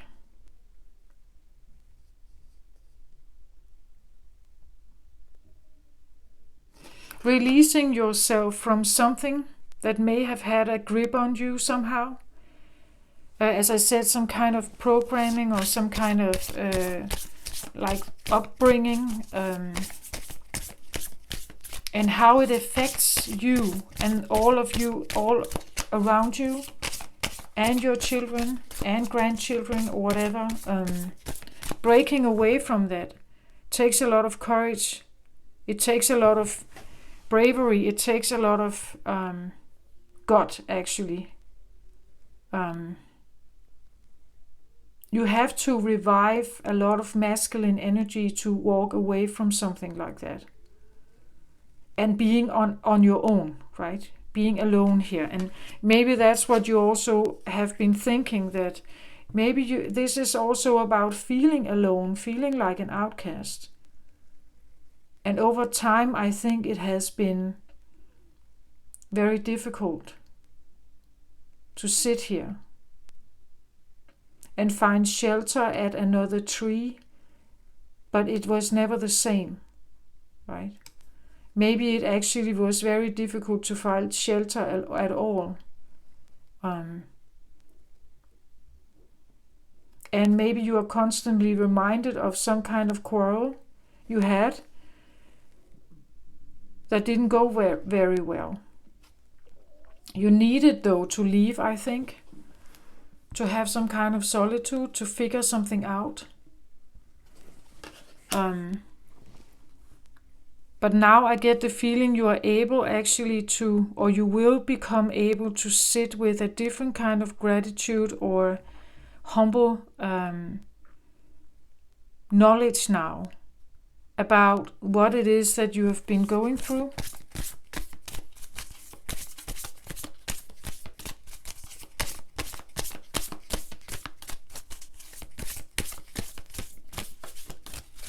You are leaving. This is, I feel like getting out of healing, getting out of a long period of time of struggling and having a lot of conflicting thoughts. It's almost like you decide to meditate, that your mind is taking a break. You want your mind to take a break and talk to your heart instead, right? Work with your heart instead.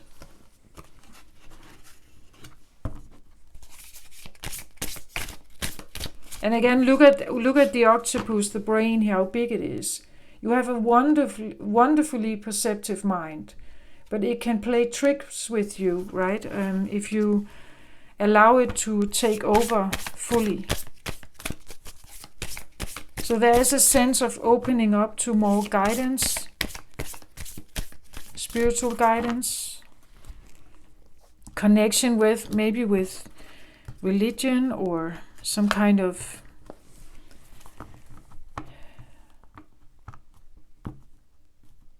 there could be praying here, like sitting in prayer, sending love to the world, people you have had close encounter with, even if you feel like it has been a very struggling time to be with them, and it has been very harsh. You are trying to sit here with a different set of compassion.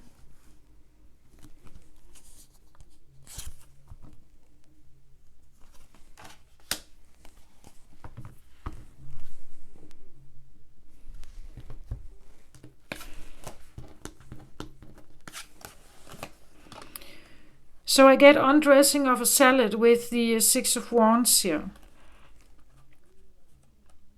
And it makes sense, right? Undressing of a salad means exactly what it says. Not a dressing on a salad, but the undressing. Meaning that a dressing you pour on a salad contains different kind of elements. And what you're trying to do here is to divide each element in the salad. So take each atom out of it, or each ingredient out of it, so you can separate it and see each of them for what they are. That's what it means here. We see how he's holding different, you say, atoms or different ingredients here, right? He's looking at each of them and figuring out, what is this, or what's this? Is this good for me? Is this not good for me? Like separating different experiences maybe, or different items, different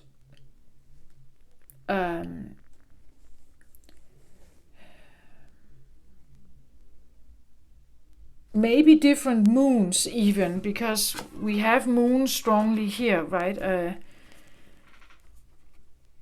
This element of what is all this moon about, right? I want to know what all this is about. Maybe you're trying to figure out all the secrets of something here.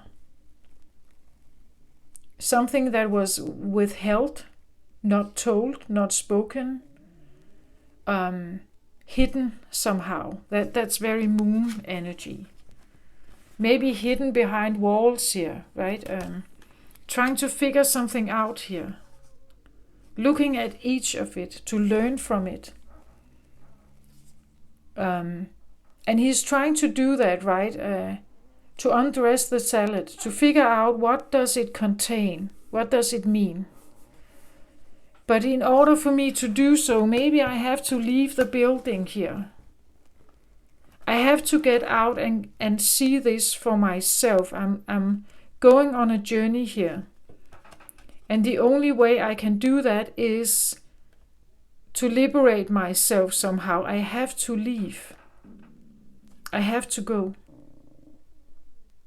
On a journey of liberation, maybe. That would be a spiritual journey, right?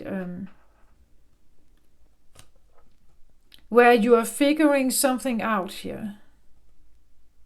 You're trying to separate the moons.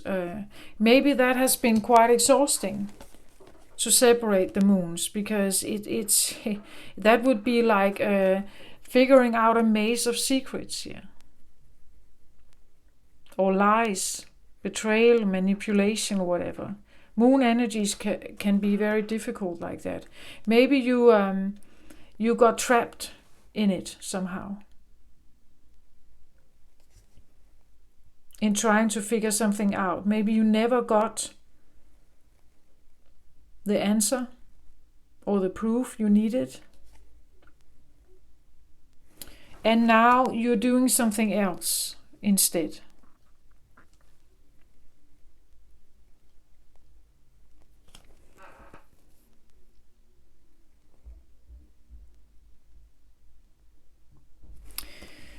At the bottom of the deck, I get due the slow, so it tells me that whatever you have been doing here, Gemini, this has been a very slow process.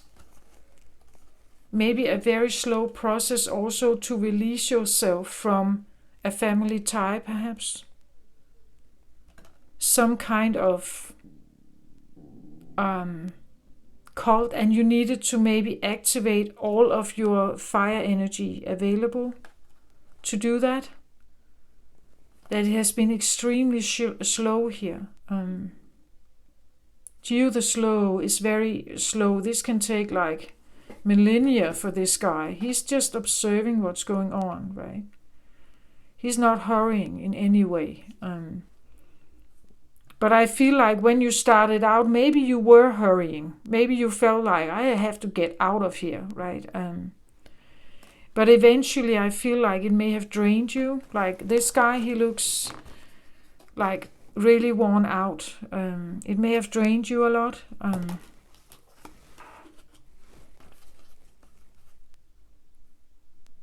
It has been a very slow process, and I think you really needed all your fire, right? You needed your warrior energy here somehow to release something or get out of something. To examine something. Maybe you even needed your anger, right? To choose to go this route. To choose to do this. You needed your anger. But now it's like the anger is maybe all burnt out. The anger is really no more. It's just a glimpse from the past here. But it may have left you in a state of, I hear devastation, like for a long time. But coming to a different place, I want to say here.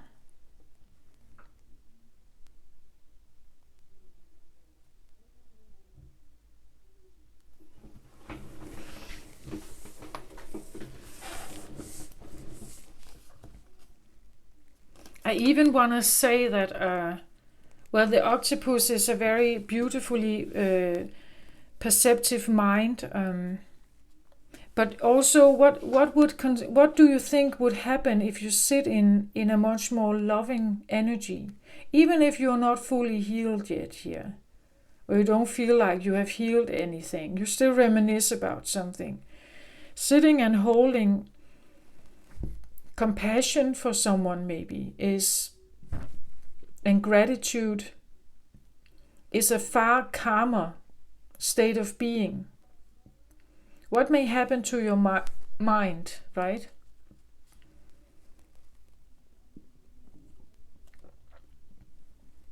Everything may feel easier, right? It may feel lighter. And maybe you are even accessing some new ways of thinking here. Things to understand.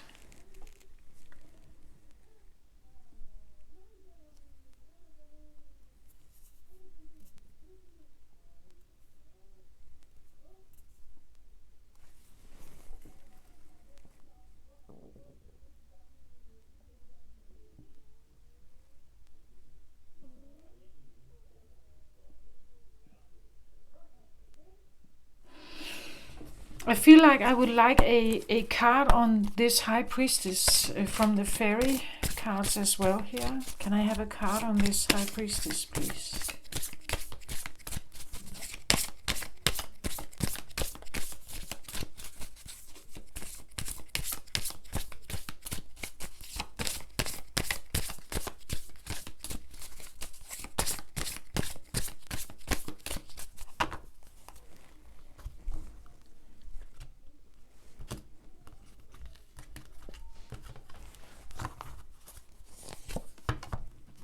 Telling the self. I had this one come up also. Was it Taurus maybe?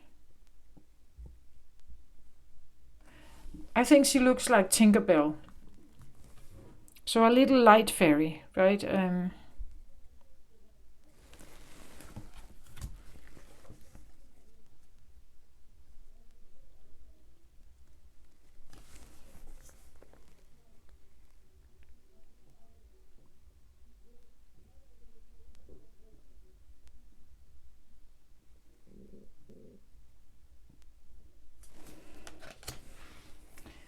Let me just have the book here.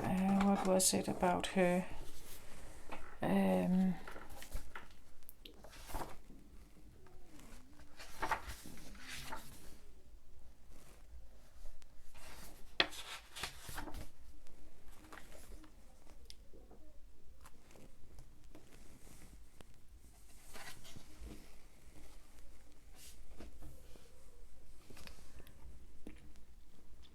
Tailing the Self is about acute intellect, quickness, mental synthesis, and discernment.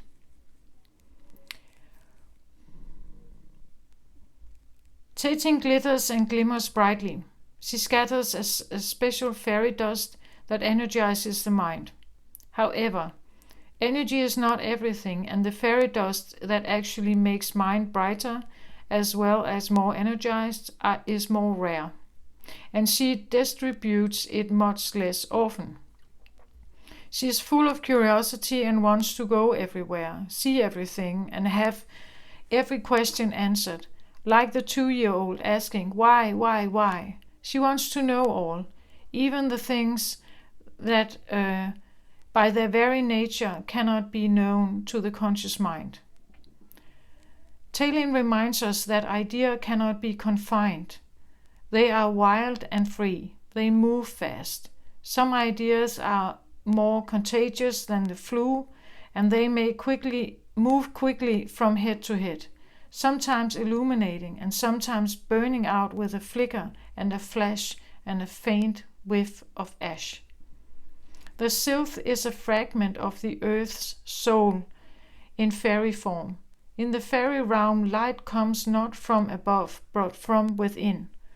Like other fairies, sylphs light up the world around them, energizing all who come into contact with them with their quick fairy radiance.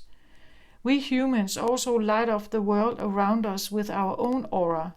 It's a pity that so few of us have learned the mental discipline to be able to perceive that light. However, Tailing is not one to consult about that.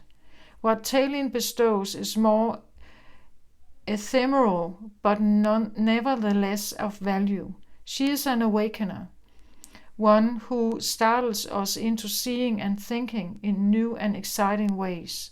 She loves to sit in on teenage and college age discussions about the profound questions of life.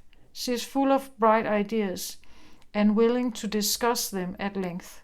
She is not too bothered about whether the discussions may make sense or not. Ideas with wings are her joy, and mental stimulation is her game. Talin has flight like thought. She is not bound by the rules of mass and momentum, therefore she can radically change direction without notice, more quickly than a hummingbird. So what we see here is mental quickness, adaptability, and enthusiasm. Ideas and opinions abound. A few are brilliant, but others vary from mediocre to downright silly. Be selective. Mental and physical abilities may be awakening. Independent thinking is in operation. New ideas and new versions of old ideas are creating an exciting atmosphere. Avoid excess and extremes. Mind may change often as new ideas and new ways of seeing bubble to the surface. Out of conflict and confusion, resolved by goodwill and clear thinking, a new and better understanding may come. That's what I feel like is actually going on here.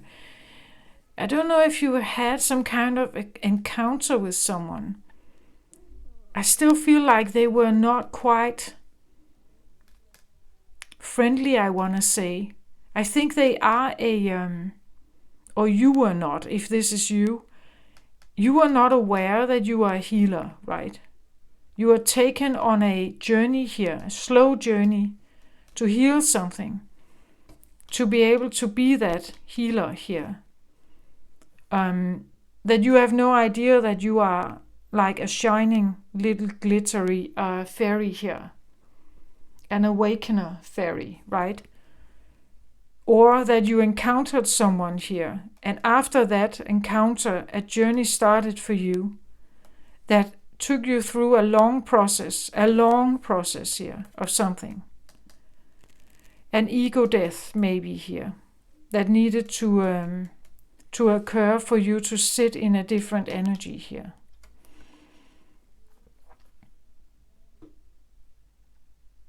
Again, I get the feeling like, because it actually talks about some quite very beautiful energies with this card. And what I get from this is that it had a very bad wrapping. I get the feeling, again, as I said, this one, they have no bad intent, but the wrapping is bad. Or how can I say that? It's like what you encountered with them brought up something. It brought up something that your shadow, like they are shadow awakener somehow. So they make you see your shadow, and that may not feel very well. They could have been quite beautiful. They have good intentions, but it may not have looked like that. They may have been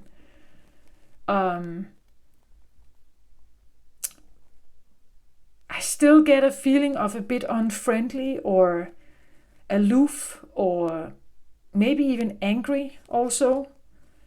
I think they had a bad wrapping. A gift but it had a bad wrapping. That feeling. They seemed unfriendly, but deep down there was a good intent with it. It was a good intent, but they just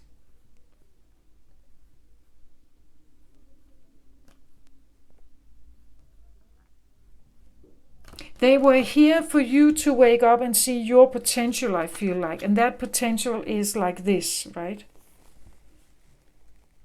And it goes very well with the octopus energy as well here. Fluttering, beautiful, perceptive mind here. Very intelligent, very high vibrational, if it gets to use that. When it has taken all the clutter away, right?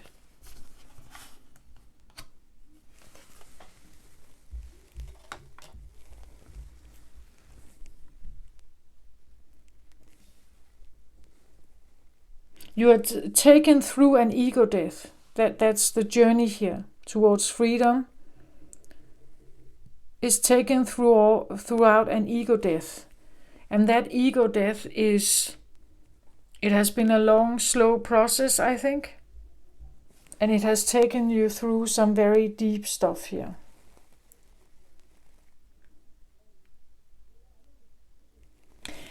I'm still kind of curious about this situation here that is right underneath the other cards. Right after the Four of Swords, I have this Three of Cups, that you are thinking about someone, and whether they have laid you to rest, that they have forgotten about you, I think. You're not sure you want to put forward an offer here. Maybe it's too long ago, right? Can I have a card on this Three of Swords, please? This situation that is probably linking to whatever you have experienced here. What you have also encountered with the Four of Swords. Can I have a card on the Three of Swords here for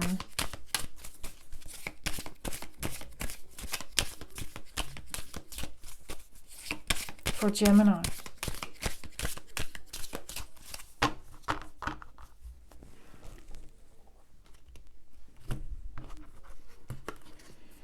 It actually, when I look at this guy, it's almost like maybe you have been going through healing for a lifetime. Like it has taken a long time here. Okay, for the Three of Swords, I get the Two of Wands as clarifying for this. Yeah, this has to do with like wanting something more. Maybe you thought there's something about worthiness here. This guy puts his wand, he touches the wand that he wants, right? He holds this wand and he has put it up here now. He has raised it up for something more. He was looking for something more here. More desirable, more passionate, more sexual, more something. And he has turned his back to another wand standing here. But it is actually fastened down here and cannot move. It's irremovable. It can only get so far, right? And he chose something. He chose something that he felt like he could lift up, that seemed more abundant. With the flowers here, it seemed more beautiful, maybe more abundant, more passionate, more fiery, more fun, maybe.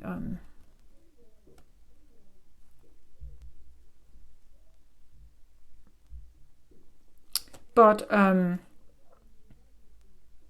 it could be that the woman did, right? That they chose something else that seemed more fun, bright, sexy, six packs or whatever this is here. And they left you behind, right? And it broke your heart that someone chose a seemingly better option for them, and rejected you perhaps here. So you were this one, right? It could have been you. Like you may also have decided I want a different option. I want something better looking, or whatever this is, right?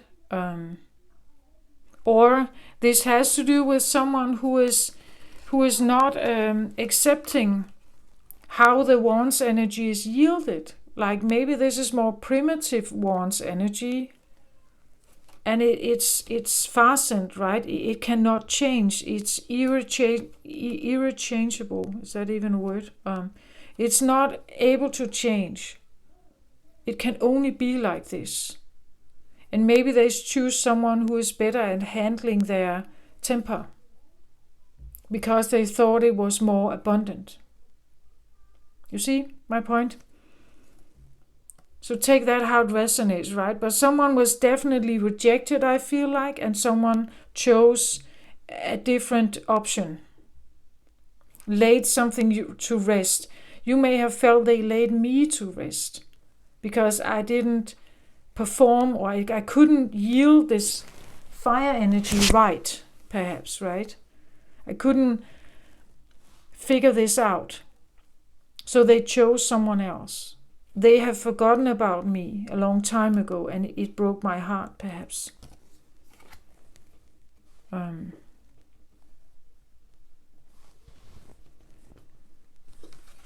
At the bottom of the deck for that shuffle, I get Queen of Pentacles. Yeah, there could be something about someone choosing someone else who looked more abundant. Like who, this one is the Queen of Pentacles, is like really the catch, right? She is beautiful. She has a very abundant, beautiful life. She has like flowers in her hair, right? She has money. She is stable, secure, safe. She is beautiful. Look at the fertility that is around her here. Maybe she's like she's able to bear children, right? She look at this beautifully carved throne here. Maybe someone was very creative, very good at using the fire energy, the creative fire energy. Maybe someone who had their own business, or someone who simply had a very abundant viewpoint, right? This one is someone who chooses more abundance, something that seems more abundant.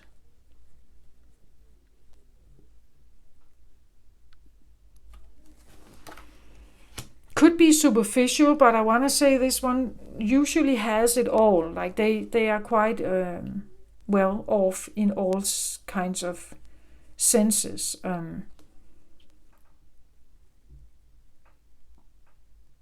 Yeah, that's what I feel like.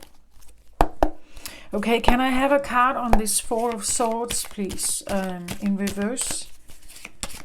This Four of Swords in reverse as underlying energy, please, because I feel like there's actually extremely a lot of information there. Because it has been a long, slow process, yeah. A long, slow process of learning, observing, getting wiser. Okay, this one was the Six of Cups here. So this is going back into childhood, nostalgia, looking back at maybe how love was shown, or when you were younger.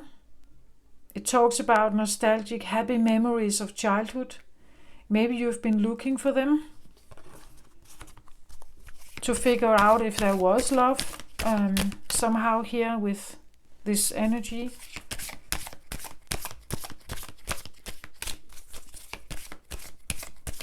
Or that it has been a theme in your general healing process. This idea about the exchange of love between man and woman. And maybe even also between, because in this deck the Six of Cups shows children. So maybe even also how love is exchanged between children or siblings. Page of Wands, yeah. As I said, there's something about the fire energy here that look at this. He's sitting here and he has been healing, right? He has been healing for a long time, I think. And it's underlying energy, so you're getting out of that energy. But what you have been trying to figure out is something about this. The Page of Wands is a young energy. This is an immature novice energy that is still trying to figure out how to handle fire. Maybe you shouldn't touch it, right? Or at least figure out what this means. Because when you touch fire, when you have touched it once, it's like you know something about it, right? When you get angry for the first time, you get an imprint in your mind, in your soul, in your nervous system. When you have sex for the first time, the same thing. It stays there with you somehow, but it's very young, right? It's immature. It's still learning somehow. You have been on some kind of quest about figuring something out about your own wants energy, your fire energy here. It's very necessary. We need it. It's a willpower thing, right? It's a confidence thing. It's a go-getter energy. It's the creative life force. This is where we get our ideas, our path in life, perhaps. Maybe you have been really struggling with this, Gemini. What that means. Like, where do I want to go, right? What direction do I want to go? Is this fun? Or maybe I should take another one. Maybe that is more fun. Or I should try this one over here. Maybe that's more fun, right? Figuring out which one is actually right for me here. Which is the right fit. What gets me excited? What gets me out of my chair? What drives me, right?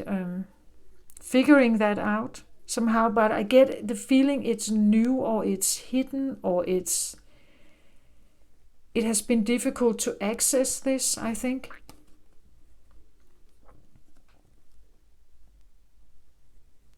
There could be something about maybe figuring out what's the difference between passion and love. It's like both are here, right? A passionate, fiery heart here, and the emotional, deep waters, ocean of eternal love. So there could be something about figuring out the difference between those two, that passion is not the same as love. And love is not necessarily the same as passion. But they can be intertwined, right? And maybe figuring out which one is, what is my passion, right? At the bottom of the deck for this, I get the Two of Pentacles. It has been a difficult process to figure something out. Feeling like you juggle too much, maybe like juggling these two, like detective journey exploration here. Maybe it feels like it has been a tough journey. That when you realize something new on your journey here, it could get you out of balance, emotionally out of balance here, with these tumultuous waves here. Feeling like it's too much to handle, like working with an ego death is too much to handle. Could even be that you feel like you have been out of balance in so many other ways in your life that Pentacles talks about, monetary safety, right? It talks about food on the table, paying the bills. It talks about some very materially manifested life. It could be that it's like handling two workplaces at once. So I have my job I tend to, and then I have my spiritual journey. And it may feel like it's too much to handle. That it's difficult to go through that process.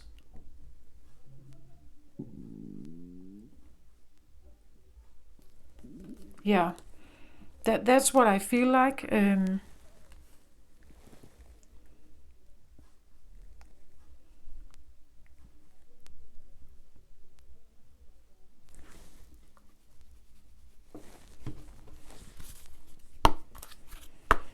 Can I have a card on the Four of Swords here for Gemini from the Fairy Oracle, please? Let me see if we can have a little more on this.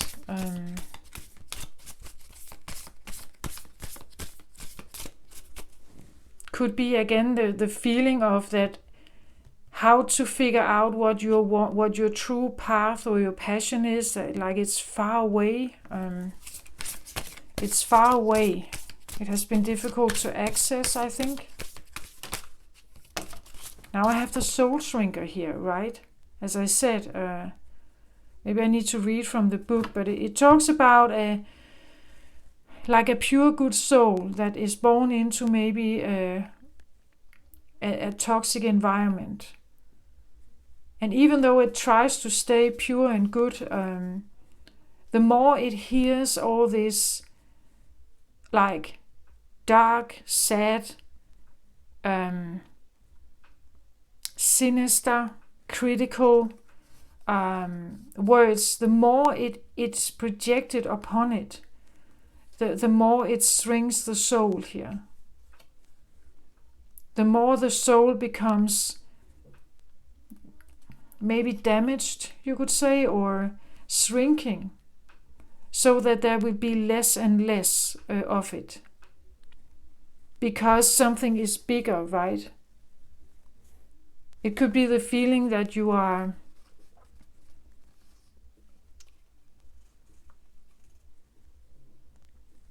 that you had to give in because of a very big energy here at some point.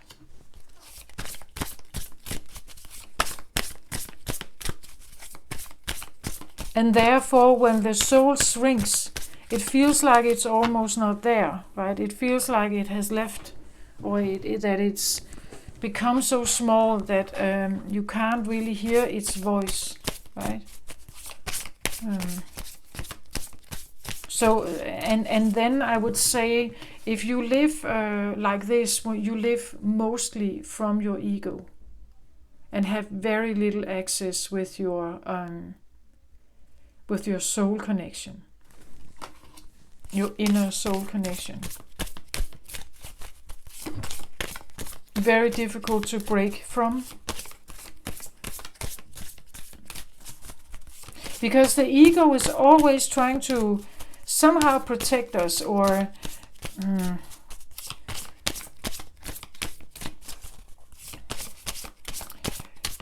it always tells us to go in a certain way because it seems best. And the ego also wants to primarily keep things as they are. Because then you are safe in a sense.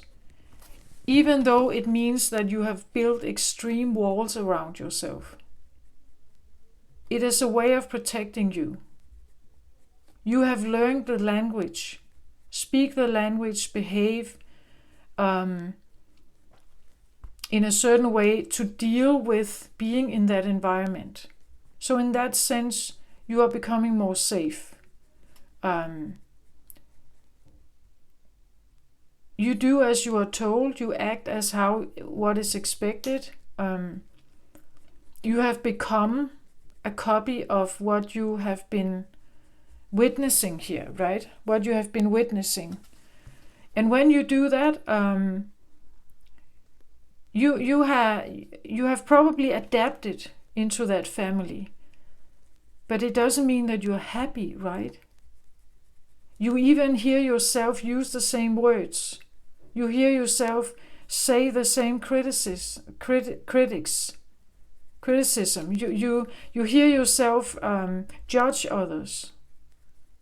Even though a part of you may still think, maybe that was not the best thing to do. You do it anyway, right? That this is where the soul has been corrupted, you could say, by the environment. I feel like, though, that you are on a journey of somehow returning to a former version of you, a former you.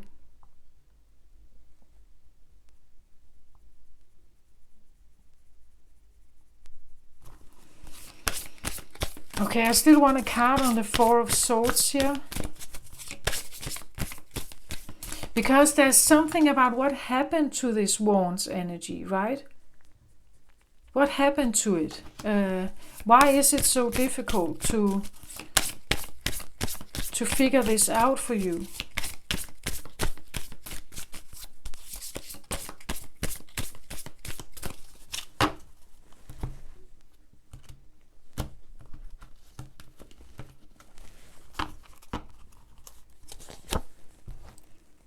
Topsy-turvy.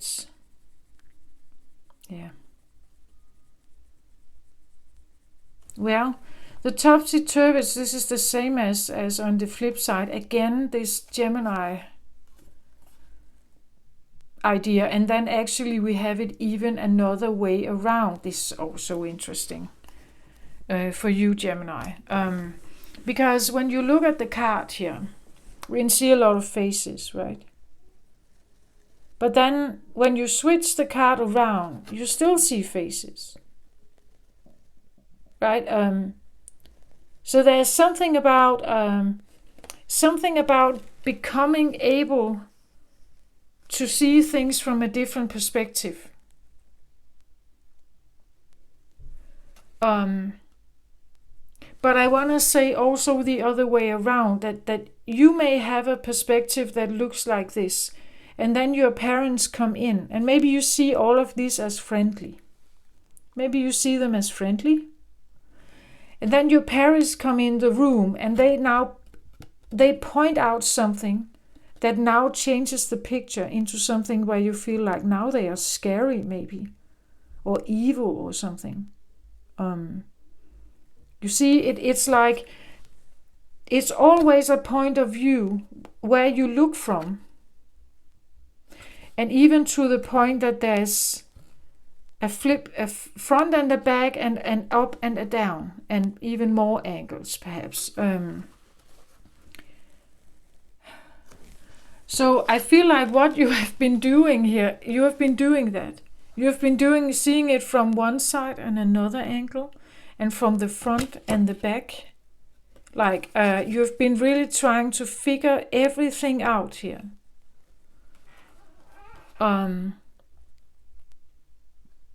Maybe even like to the point that you have been analyzing different people, trying to see them from different angles, having different point of views, trying to analyze them from different angles to understand them. And it has been a long process, I think, tiring process.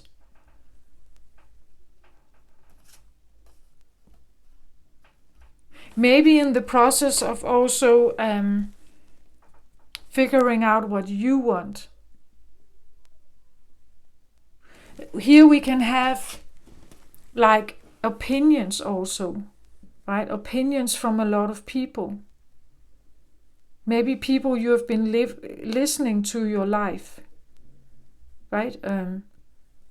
Maybe you have been letting yourself guided by those people here. And now you realize something that changes the entire picture. What you have known consciously, but also maybe the secrets, something you haven't been able to see. It was on the flip side here. You couldn't see it, right? So you get my point. I feel like someone has been really analyzing something here. Maybe that's why it has taken a long time. Maybe that's why you are worn out of thinking here.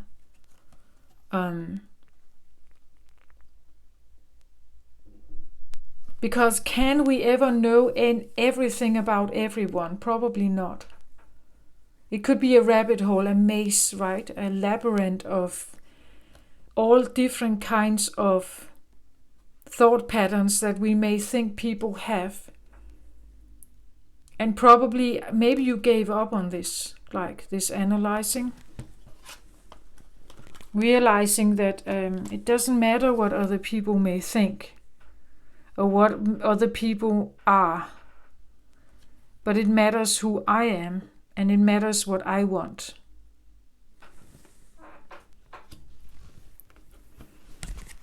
At the bottom of the deck for that shuffle, I get the Sage here. So maybe what you have been doing here was not it was not a waste of time, because you got very clever here. You become very wise in that process. What you have been doing here is you have been educating yourself, right? And look at him. He looks a little bit like the hermit in the mountain, excluded in a cave, right? Again, the same feeling like this one. Not really caring about what he looks like. Not really caring about. He has been. What's that said? Devoting himself to some kind of analysis here.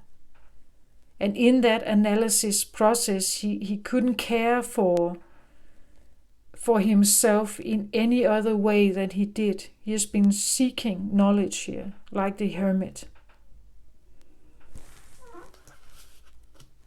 And in the process, probably also figured out what he wanted. Maybe he doesn't care how he looks. Maybe that's part of the want, that I don't care what people may think about me. I am this person, right? This is me. That may be a part of that you realize, yeah, but I have a free will. I have a will to look and do what I want, think what I want, go for what I want. If I want to live in solitude in the forest or in a cave, I'll do that. That's my privilege. It's up to me, right? If that's what I want to do, I do it. But this one sees beyond. He has opened his third eye. He's extremely wise, this one. But he is also someone who knows that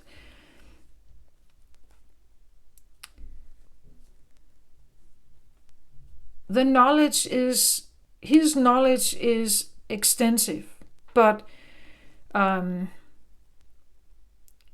he also has the wisdom not just to project it onto anyone. Even if he sees with the third eye, even if he sees that they're in trouble. Because if someone is not ready to learn, he cannot be a teacher, right? He knows that the student may come to him when they are ready, right? And then he can share some of his knowledge. But until a person decides to become open and wants to listen and wants to learn, he can do nothing. He can only witness again here. Watch things happen.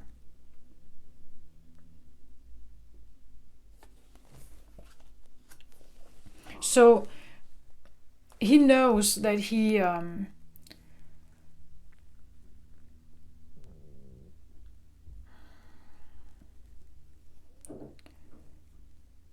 that there is a respect, you could say, for other people's journey. There is a respect about his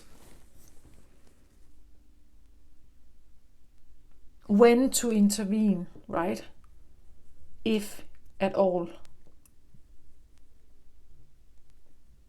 Because we are each on a spiritual journey of our own, each on a healing journey of our own, and he will be able to assist you if you want his help, right?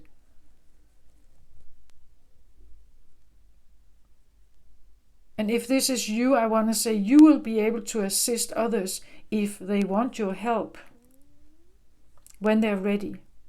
But he knows that, this guy.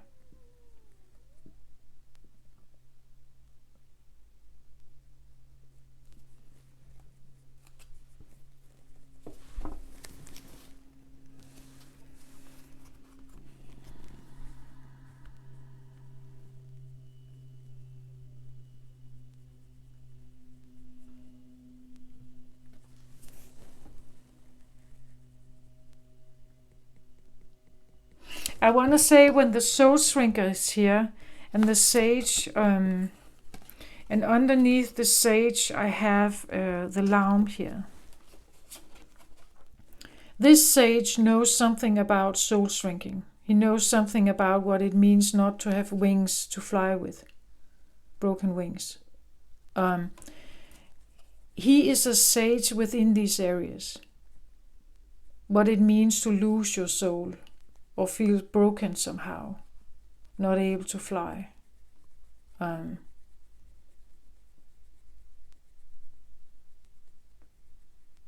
Longing for something, sitting here daydreaming and longing, but being trapped in that somehow. He knows something about that, this guy. That is maybe that's his sage wisdom, that it's about that kind of healing. Again, you are the magician, right? That's what we say in tarot, Gemini. So I even said it here as well. If this somehow is you, also you recognize yourself here as well, depending on your journey. I want to say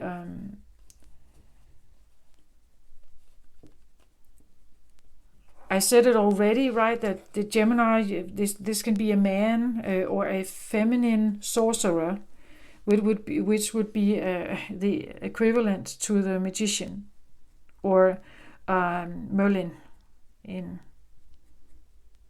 the Tales of Camelot, right?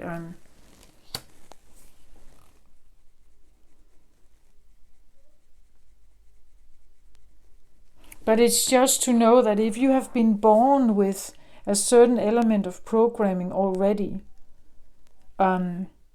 you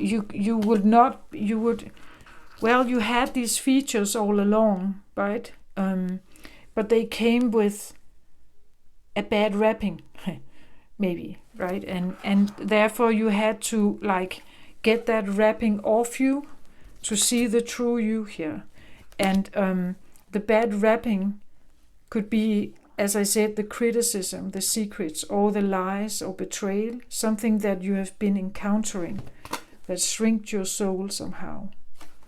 And now you are learning to find your way back to, I want to say, your light. Because the wands of fire energy is also light, right?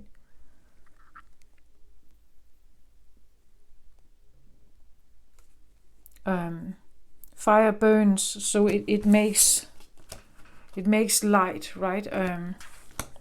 As does the sun. So there's something about finding your way back to a light, some light here. Through meditation, through expanding your consciousness, your conscious mind, through that kind of dedication. It may have felt like a really struggling time. It may have felt like doing double shift. Something like that. Yeah. This is what I had for you, Gemini. I hope this helped you somehow. Should I maybe have just an advice card maybe also for Gemini at this point in time? Again, you are on a search for a journey. You are figuring something out. You're becoming very wise. You are expanding your consciousness, right? These two guys, they go together as well here, right? You're figuring something out, healing something here.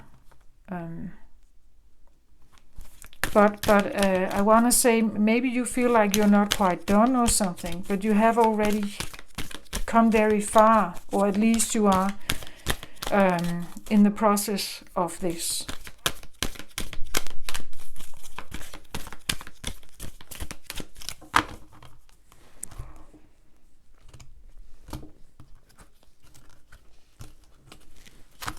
And again, like this guy, if someone would come to him and ask for healing, I want to say he would be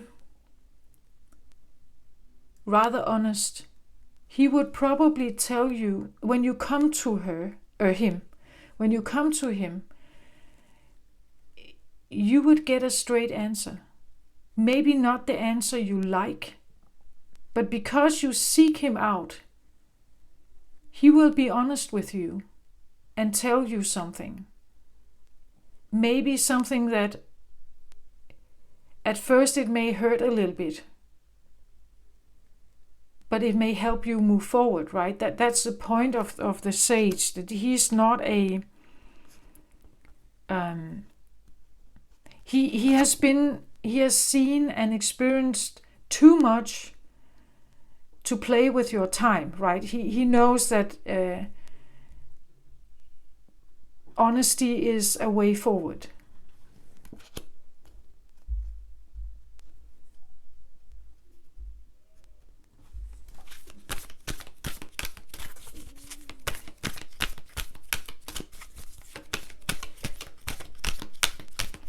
Advice, please, for Gemini at this point in time.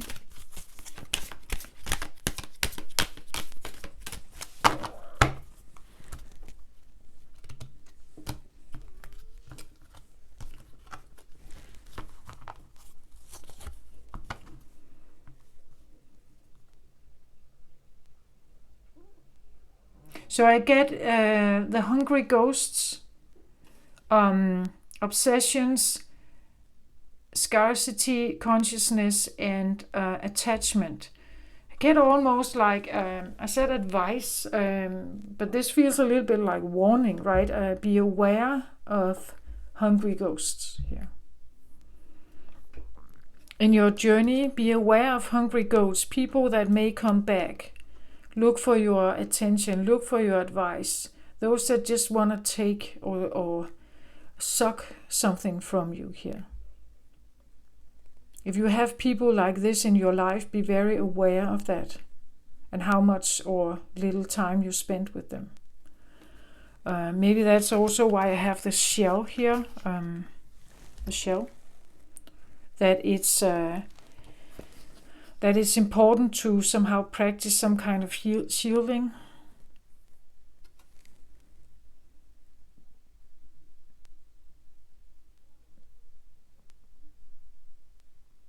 I want to say, I feel like when I look at the fairies here, it has to do with your light somehow. Be aware that people are not like sucking your light somehow. Or draining you. Again, the hungry ghost, I started out saying something about retrograde. Every time retrograde comes up, we may meet people from the past, things from the past may come back. You may need to be aware of this. Like, just take it into account. If something from the past comes up, and there are some quite heavy energies in the universe at the moment impacting us. If something is coming up at the moment, like the hungry ghosts here, these can be old feelings of guilt, right? Obsession about people, or neediness, clingingness, attachment, codependency. If something like that comes up again, be mindful about this and just breathe your way through it. I feel like I want to say don't engage. Even you may feel a strong desire to do so. If you know it's a hungry ghost. As I said something about, it could even be this. The hungry ghost could be this obsession about analyzing people in your life. Like back and forth and up and down and wanting to know everything. Maybe that's the obsession. Maybe that's what you're drawn back to. Like a labyrinth or maze of this. That it calls you back to do that somehow, right? But it also keeps you stuck, right? Keeps you stuck in analyzing here. It could be the feeling of analysis paralysis, right? That it has to stop somehow. At some point it has to stop. Maybe that's the advice. At some point you have to stop chasing these ghosts here. The answer you're looking for, you may never get it. At the bottom of the deck, I get the Fire Prince, right? for this advice. So here we have it again, right? It says optimism and aggression. So there's something about realizing how to like yield this. What do you use your energy on? Do you use it on this, like the hungry ghosts here from the past? Do you use it on that? Do you use your vital life energy on something like this?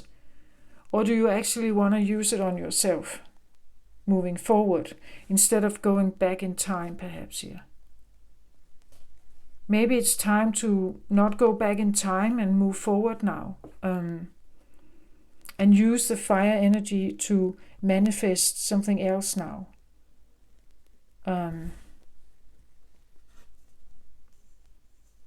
Again, if you go back and you think about people from the past that hurt you, right? This is where you can become angry. You can become sad. You can become jealous or bitter, right? That's ego consciousness. But if you decide, I'm done with that, I don't want to deal with the aggression or the anger anymore. I want to deal with my opportunities, new opportunities out there. I want to explore now. I want to be my own person. Look at him, he's young, right? I want to go out and explore on my own terms. And I'm no longer listening to whatever this is. That's what I feel like it could be the advice here for you. Concentrate on your on you here. Concentrate on your path forward. What you would like to do. Something that brings optimism and joy for you. Something that brings, and if not exactly maybe joy or optimism, or you feel like you have a life goal, just do something that you feel like you could enjoy. Something that lifts your mood instead of bringing it into aggression or even worse, right?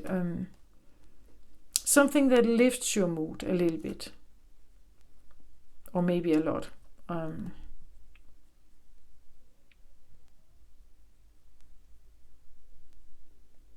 We saw the wands, the Ace of Wands in reverse in the beginning, and now we see he's actually holding it here. So again, it's not that you can't use it. Of course you can use it. Just figure out what you use it on.